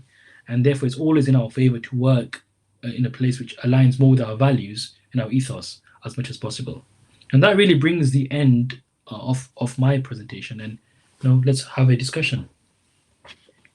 Definitely. Jazakallah khairan, Kitab. Just before we get into Q&A, which I'd love to run through because there's been a lot of discussion around that, I would like to bring to everyone's attention, alhamdulillah, this is not the only course that we will be doing with Mufti Faraz. Inshallah, we'll be launching a new course with Mufti Saab next month, which I think will actually be very much in this kind of vein, where it's it's an academic discussion with lots of really practical inputs, and I'll be moderating that as well. The course is called the Islamic Finance Codex, and the link is in the description, the YouTube description that you see. It's in there, so you can check that out. And it's now open for registration. We've limited it to 100 people, so it's basically only 100 people can register in that course, because we want to maintain a kind of class feel. And the whole, you might be asking, what is this course? So the idea behind the course is Mufti Saab is inshallah going to go through the Majalla, which is the book, the Islamic financial transactions and law book that the Ottoman Empire used to rely on, and it was drafted over 7 years by a congregation of different scholars. And alhamdulillah, it's really stood the test of time. And the idea behind this course is, and for me myself, I want to progress and keep at Islamic finance and really learn this properly. And I think this is really incumbent for anyone who works in the corporate sector, anyone who works in Islamic finance, anyone who has a complicated business. They need to be on top of this stuff, because as we've just heard, it's actually incredibly hard to make a fatwa for every single case. You should be able to make your decisions yourself and have that background. And as someone who runs an Islamic finance personal advice company, I think it's super crucial for me to keep on learning as well. And so, in my kind of slightly selfish way, I looked out and I thought, I want a course that has the fiqh, taught by a great scholar who gets the practicalities, but I also want the commercial aspect in there as well. And so what we've done is, inshallah, it's a 2-year course starting from next month. And every week there'll be a class. We'll go through the Majalla for 2 years, and we will have people like Muhammad Baracha, who's a partner at Norton Rose, who will be contributing on key areas.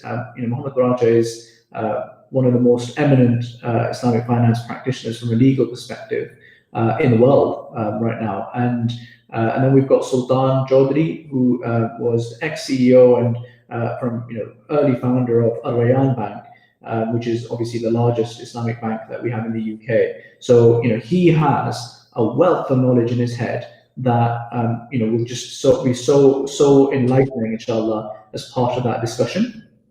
And the idea is that those guys will be inputting in their data. We'll get other practitioners from the regulatory and governance perspective, really high quality people of that caliber, of the people that all have already been mentioned. And little old me will be, again, fighting for the consumer, where I'll be coming in with my questions and my 2 pennies worth, and I'll be inputting specifically on the legal side of things and giving my perspective on all of the kind of retail consumer-facing stuff that will be coming across. Because it's one thing talking about a big corporate transaction, which Muhammad will be much better placed to talk about, whereas it's another thing to be talking about forex or how do you do drop shipping and that sort of thing, where we see a lot more action on our end as well. So that's where inshallah we'll be coming in. And the idea behind it is that you walk away after 2 years with an ijazah, you walk away with a really good grounding in Islamic finance, and inshallah you walk away with a really good network and community as well, which I think is really important in Islamic finance, to have that kind of, I can talk to this person, that person. And I think for students, for people earlier in their careers, this will be inshallah absolutely invaluable. And then inshallah finally you'll also get the the practical and the fiqh combination, which I think is something that we need in Islamic finance desperately. So yeah, do check that out. And the course isn't open now. It'll be open until we've got 100 people, or inshallah we start in July, and then we'll run it for a quarter, and then we'll probably open it up again after we've kind of bedded in and got the logistics and infrastructure ready for taking on a bigger batch of students. But I think it's going to be absolutely fantastic. And if you're working in Islamic finance or in Islamic fintech, please do check that out. I think you will benefit, and we will all benefit from you joining. The other thing is, if you are we don't want people to be handicapped by price at all in this. That's not the aim of this, right? If that is a genuine issue, we've priced this, I think, fairly reasonably, inshallah, affordably. But if that's an issue, then just drop me a line, and I can hear you guys out on that. But with that, let's dive into the questions. So there's been a lot of questions.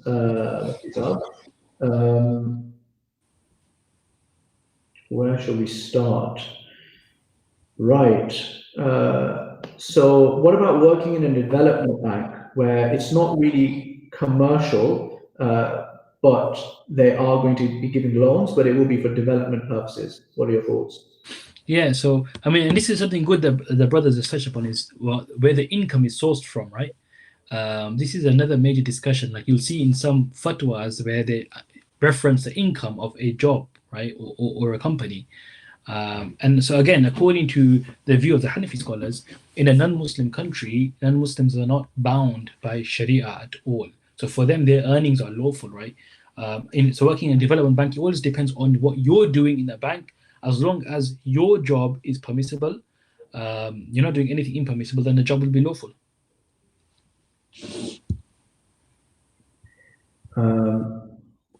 There's so many questions that I think YouTube has broken. Right, let me read these out off my phone. I think that might be easier. Actually, hang on, is this live chat? That's what I want.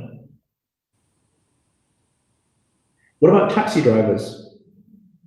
Yeah, a good one. So again, the scholars who of the majority, they say it's disliked to take a person. It's disliked here because it's not, you're not part and parcel of that. They'll say it's disliked to drop somebody off to a venue of sin, like a casino or a nightclub. According to the Hanafi position or Imam Hanifa's view, it's you're not responsible. So it'll be lawful for you and it'll just be permissible to do. Remember, he doesn't say it's encouraged or anything. He just says it's, from a legal perspective, it's just permissible. Yeah. And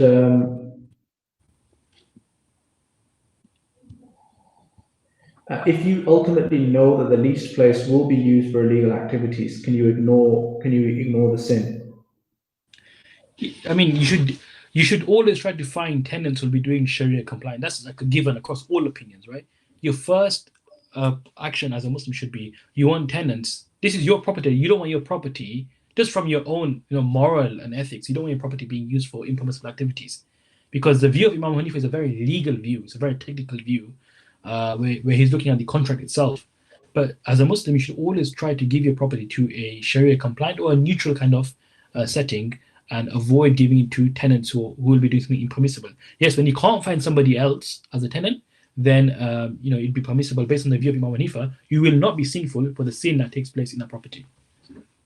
We've had a question about teaching about interest in a university context. I mean, that should be fine. Yeah, right? no. So yeah, it's a good point, because you can only know about riba and its harm by teaching it, right, or how it works and everything. So teaching in and of itself is not a problem. You're not encouraging the sin. You're not, you should, in your heart, firstly, you shouldn't have any kind of reverence for it, and you shouldn't be teaching it with a view to empower them to go and deal with it. Just teaching neutrally. That's all. So you won't be responsible for any kind of sin there. Yeah. Some charities provide debt advice. This may mean consolidating many high-interest loans to single low-interest loans to help the debtor. Would it be okay to do work on this basis? Yeah, so this would be very specific now to where we discuss the job role and the number of the scope of the work that you have. if one of you have a neutral kind of job role, but one of those kind of activities within your job is to, do this kind of facilitation of, interest, then that particular area will be impermissible, and that income in lieu of that, however, we can work this out and we can discuss this later. Maybe on the fatwa forum, I can write up on this. That should be then dispensed in charity. But if your job role is only facilitation of interest-bearing loans, then it'd be impermissible there. My view, Mufti Sahib, on this is that I think my gut instinct would be that it's fine, and the basis for that is that, and this is going back to the kind of restructuring and insolvency stuff that lawyers do. So typically, what they'll be doing there is post-fact, companies collapsing, and they've taken out a whole bunch of debt. You want to keep this company going, and a key way you do that is by consolidating the debt, or by getting kind of nicer terms from the bank to just let the company survive. But so isn't that though they're lending on new terms with a new rate of interest, which is longer? Not necessarily. I think it depends, obviously, on context to context. I suppose the analysis there is that the haram has already taken place. You're kind of now facilitating a company from surviving, and in this case, the haram has already taken place. Yeah, the person needs to do something now, and I feel like if you're advising that person on something that will help him in that situation, it would seem odd to me to say that's impermissible. Yeah, no. So the context I'm saying this is just from our own readings, right? Where when it comes to these debt advisors, what they do is when they get when they consolidate into a single low interest loan, that interest loan is really spread out across a number of years, right? It's rolled out. It's a new lender, or potentially there's new terms there, so there's still interest charged. It's almost like refinancing here. That's what happens. But if it's what you're saying, in the sense that it's not any kind of new loan, it's post fact, then yeah, it's fine. From that angle, it'd be fine. But if it's this idea of you're getting a new loan and servicing the previous loans, and now you have a longer term with a low interest rate, that would be problematic. Interesting. Well, definitely ask that on the Fatwa forum. I reckon it'll be interesting to get specifics on that. Jazakallah khair, Edward, for that question. Econ Geek Productions has asked, what was said earlier about purifying the unlawful portion of your income, is that only possible when you pay it on an hourly basis as opposed to fixed salaries monthly? How would you distinguish? Yeah, so this idea of mine, to be honest, this is my personal kind of idea. I just shared it with you because I find it to be a practical kind of response to some of the dilemmas that we're discussing. But I need to develop a formula to be able to address this, because you can do it on an hourly basis. We all know how much we're paid on an hourly basis, although we have a fixed monthly salary. So I would then advise you to kind of think that how many hours that I spend in X job or X activity, make a note of that daily if it's like 1 hour a day. And I know it'll be cumbersome, but that's the reality, because there's just no other way to go around. If you're involved in some unlawful activity, it's obviously it's illegal from a Sharia perspective. So to receive any income in lieu of that will be impermissible and unlawful. Brilliant.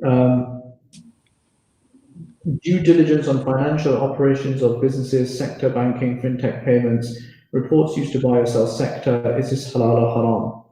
Due diligence is okay. Meaning in and of itself, you're just doing a bit of research, investigation.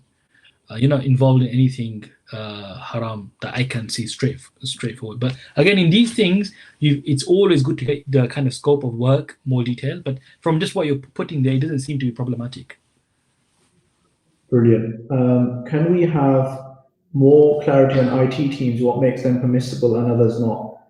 I mean, Nasser just asked on the Fatwa forum, because I know IT is it's very broad. World. Yeah, exactly. It's very vast. I mean, you can have cyber security. You can just have like some kind of compliance. It can be so many different things. So there's a whole spectrum there.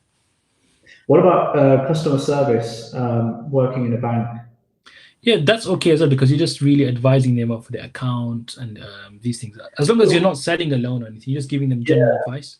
Well, this is the thing, right? So I suspect that most customer service will have to sell a little bit. as just part of their kind of standard pattern. And I suppose this is probably a good point to think about, what about curries where they're asked to get people to sign up to loans on Yeah. fridge or freezer? How do you deal with that? Yeah, so look, when it comes to this, again, I apply this analysis of breaking down and looking at exactly the amount of time spent in doing this kind of unlawful activity. There was previously, I had this kind of idea and view. Well, it wasn't a view; it's just an idea. I wrote up an entire fatwa on this, but I never published it because then I hesitated in the end whether it was right or wrong. What I had written then at that time was that the employee is really completely insignificant and immaterial if he just has to offer this as an offer. He's not really selling it, promoting it, or pushing for it. He says, look, this is available, right? If you want it, you can have it. That person has his own discretion. You put both options on the table.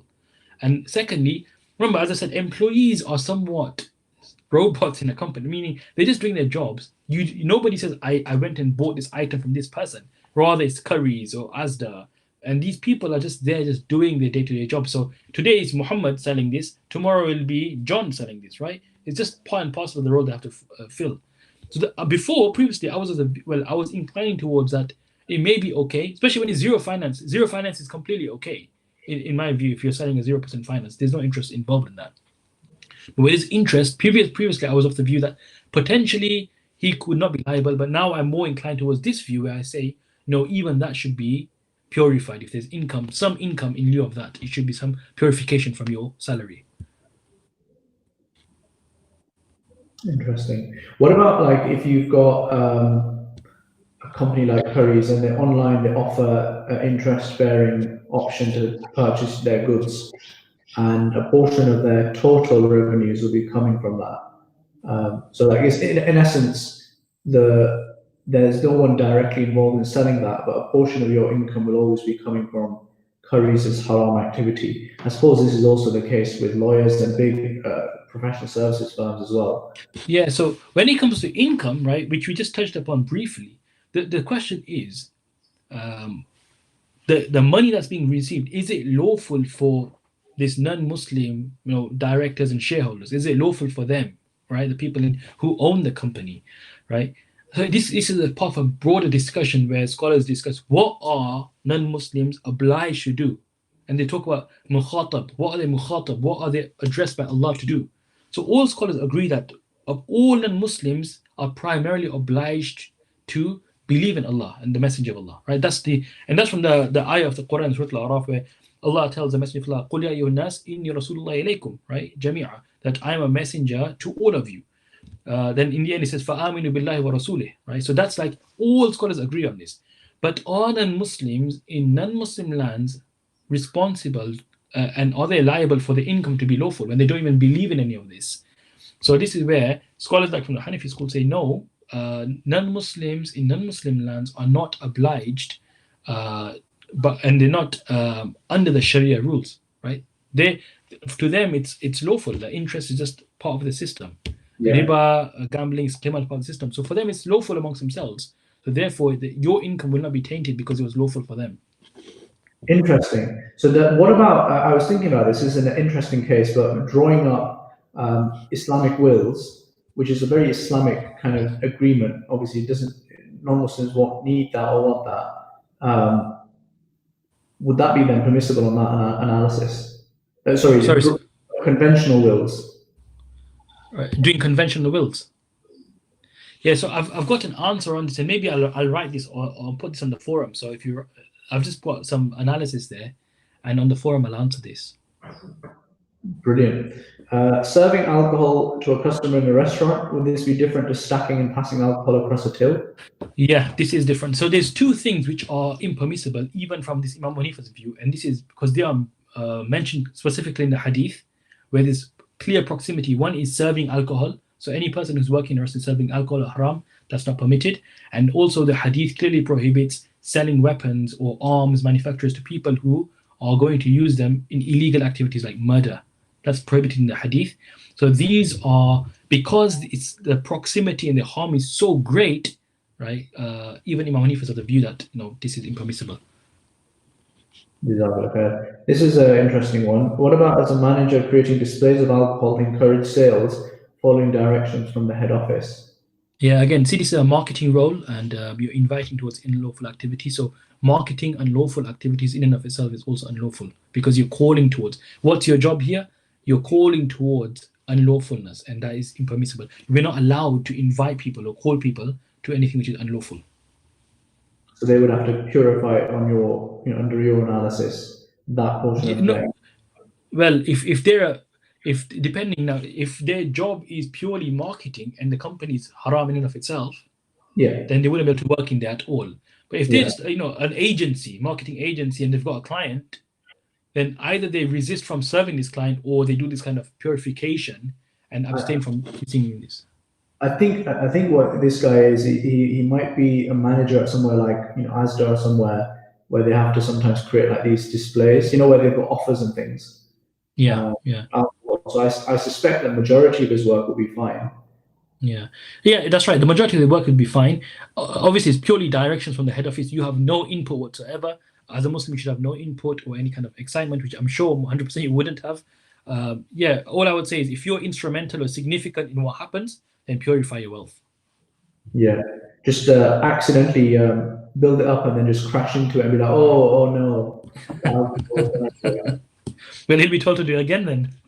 This is a common question on the related, like to the, what can non-Muslims do, but can we give them alcohol as a present? Like if I get given alcohol as a present, can I just kind of pass it on? Yeah, so what the scholars write here is you should not give alcohol directly in the hand of a non-Muslim because what's haram to consume is also haram. The principle is ma hurima akhdhuhu, hurima i'ta'uhu. Whatever's unlawful to receive is also unlawful to give. But what you can do is you can go and place it somewhere. The scholars mentioned this in the classical works that you're allowed to put alcohol. And they talk for a dog like it is an animal or something. You can put alcohol, and then somebody goes and gets it. You're not responsible and liable for that. So you can just leave alcohol on the table. So if you were given alcohol at work, you can just go put it on another table. Whoever takes it thereafter, it's not you're not at fault there. Interesting. So there must have been a lot of drunken dogs back in the medieval Islamic era. I told you, look, the legal books talk about all technical kind of analysis, right? It's very in that sense, it's purely legal, technical. It's not always real. Some finance laws and banking insurance involve providing available financial position advice for the organization to make a decision. The one compiling these reports, is their role okay? Yeah, very good question. How I deal with this is if you are presenting multiple options and one of those options is impermissible, right? But some are permissible, you're just giving them to the person, then you're not responsible directly. It'll be the manager who will be responsible or your superior will be responsible for that. But for the time taken in developing something impermissible, you should purify that amount of your income.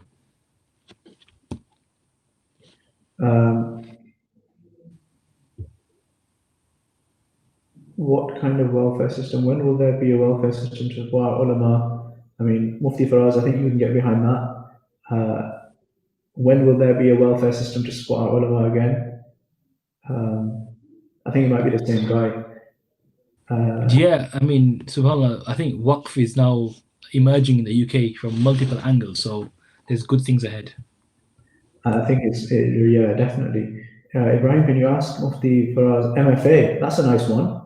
He would refer to you as MFA now. On the late payment clause being a boilerplate clause from a commercial contracts. This is your favorite question. Yeah, late payment things. Again, this is like if you've put that in, I would say just purify that amount.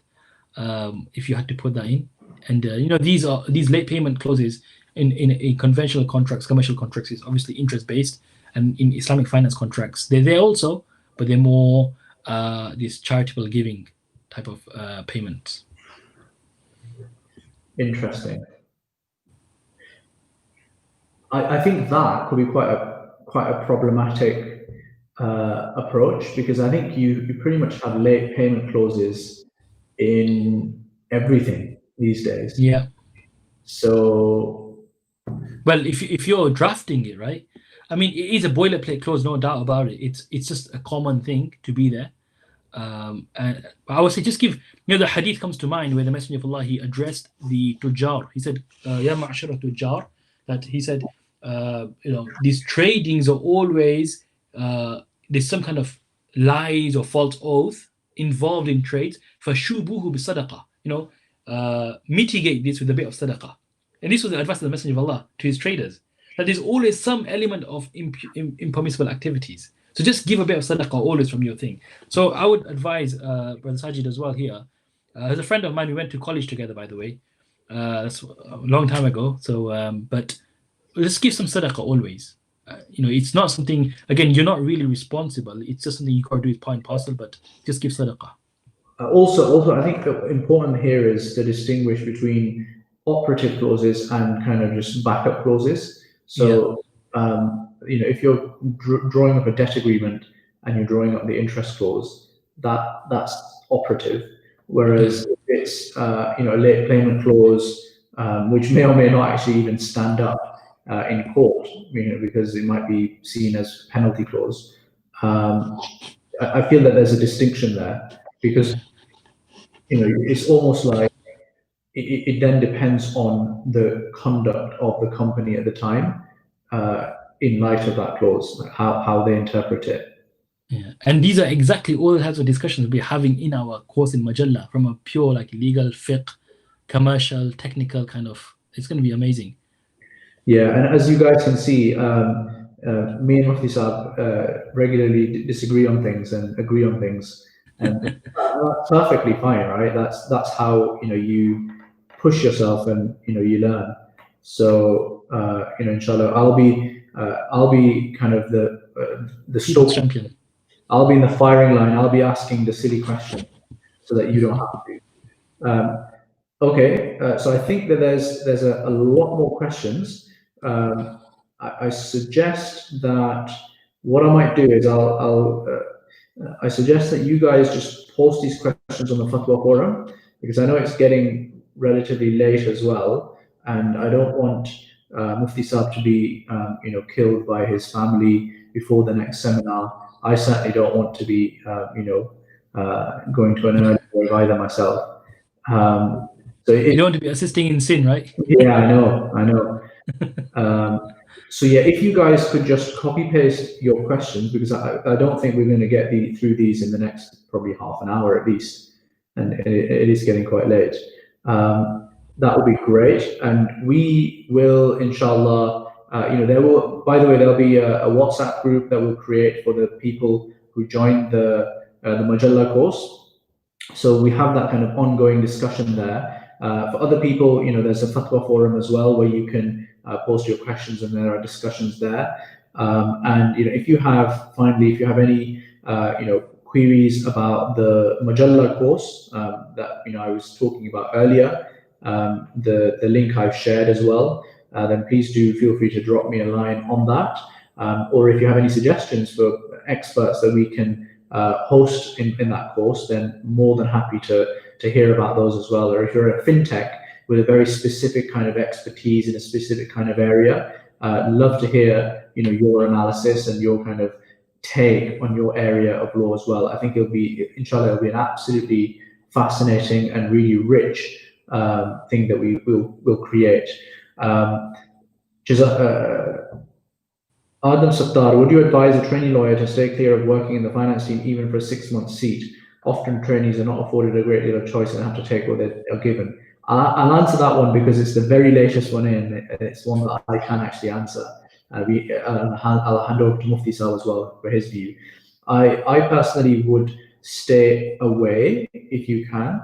And I mean, having said that, I was forced into doing a banking seat as a trainee contract, as part of my trainee contract, and I think that as a trainee, you're going to be doing things like security documents and lots of just project management, which in of itself is perfectly permissible. It's not problematic to take security over something. It's not problematic to project manage, but that was the most uncomfortable 6 months of my training contract. I just think that if you can avoid it, you should 100% avoid it. And I think in retrospect, I should have kicked up a bigger fuss and just drawn a really clear red line before that kind of situation arose. So that would be my view on it. Brilliant. Well, Jazakallah khair, everyone. Please do stay tuned, because inshallah we will next week, same time, same place, we'll be talking about how do you actually go about studying Islamic finance, and how can you have a career in Islamic finance? What does that look like? We'll have some tips from Mufti Faraz from a scholarly perspective. I'll share my kind of legal perspective. Perhaps I might even rope in some other people to share their views from other perspectives as well, and we'll get Mohsin on as well to get his thoughts on this whole area. But Jazakallah khair once again, and until next time, Assalamu alaikum.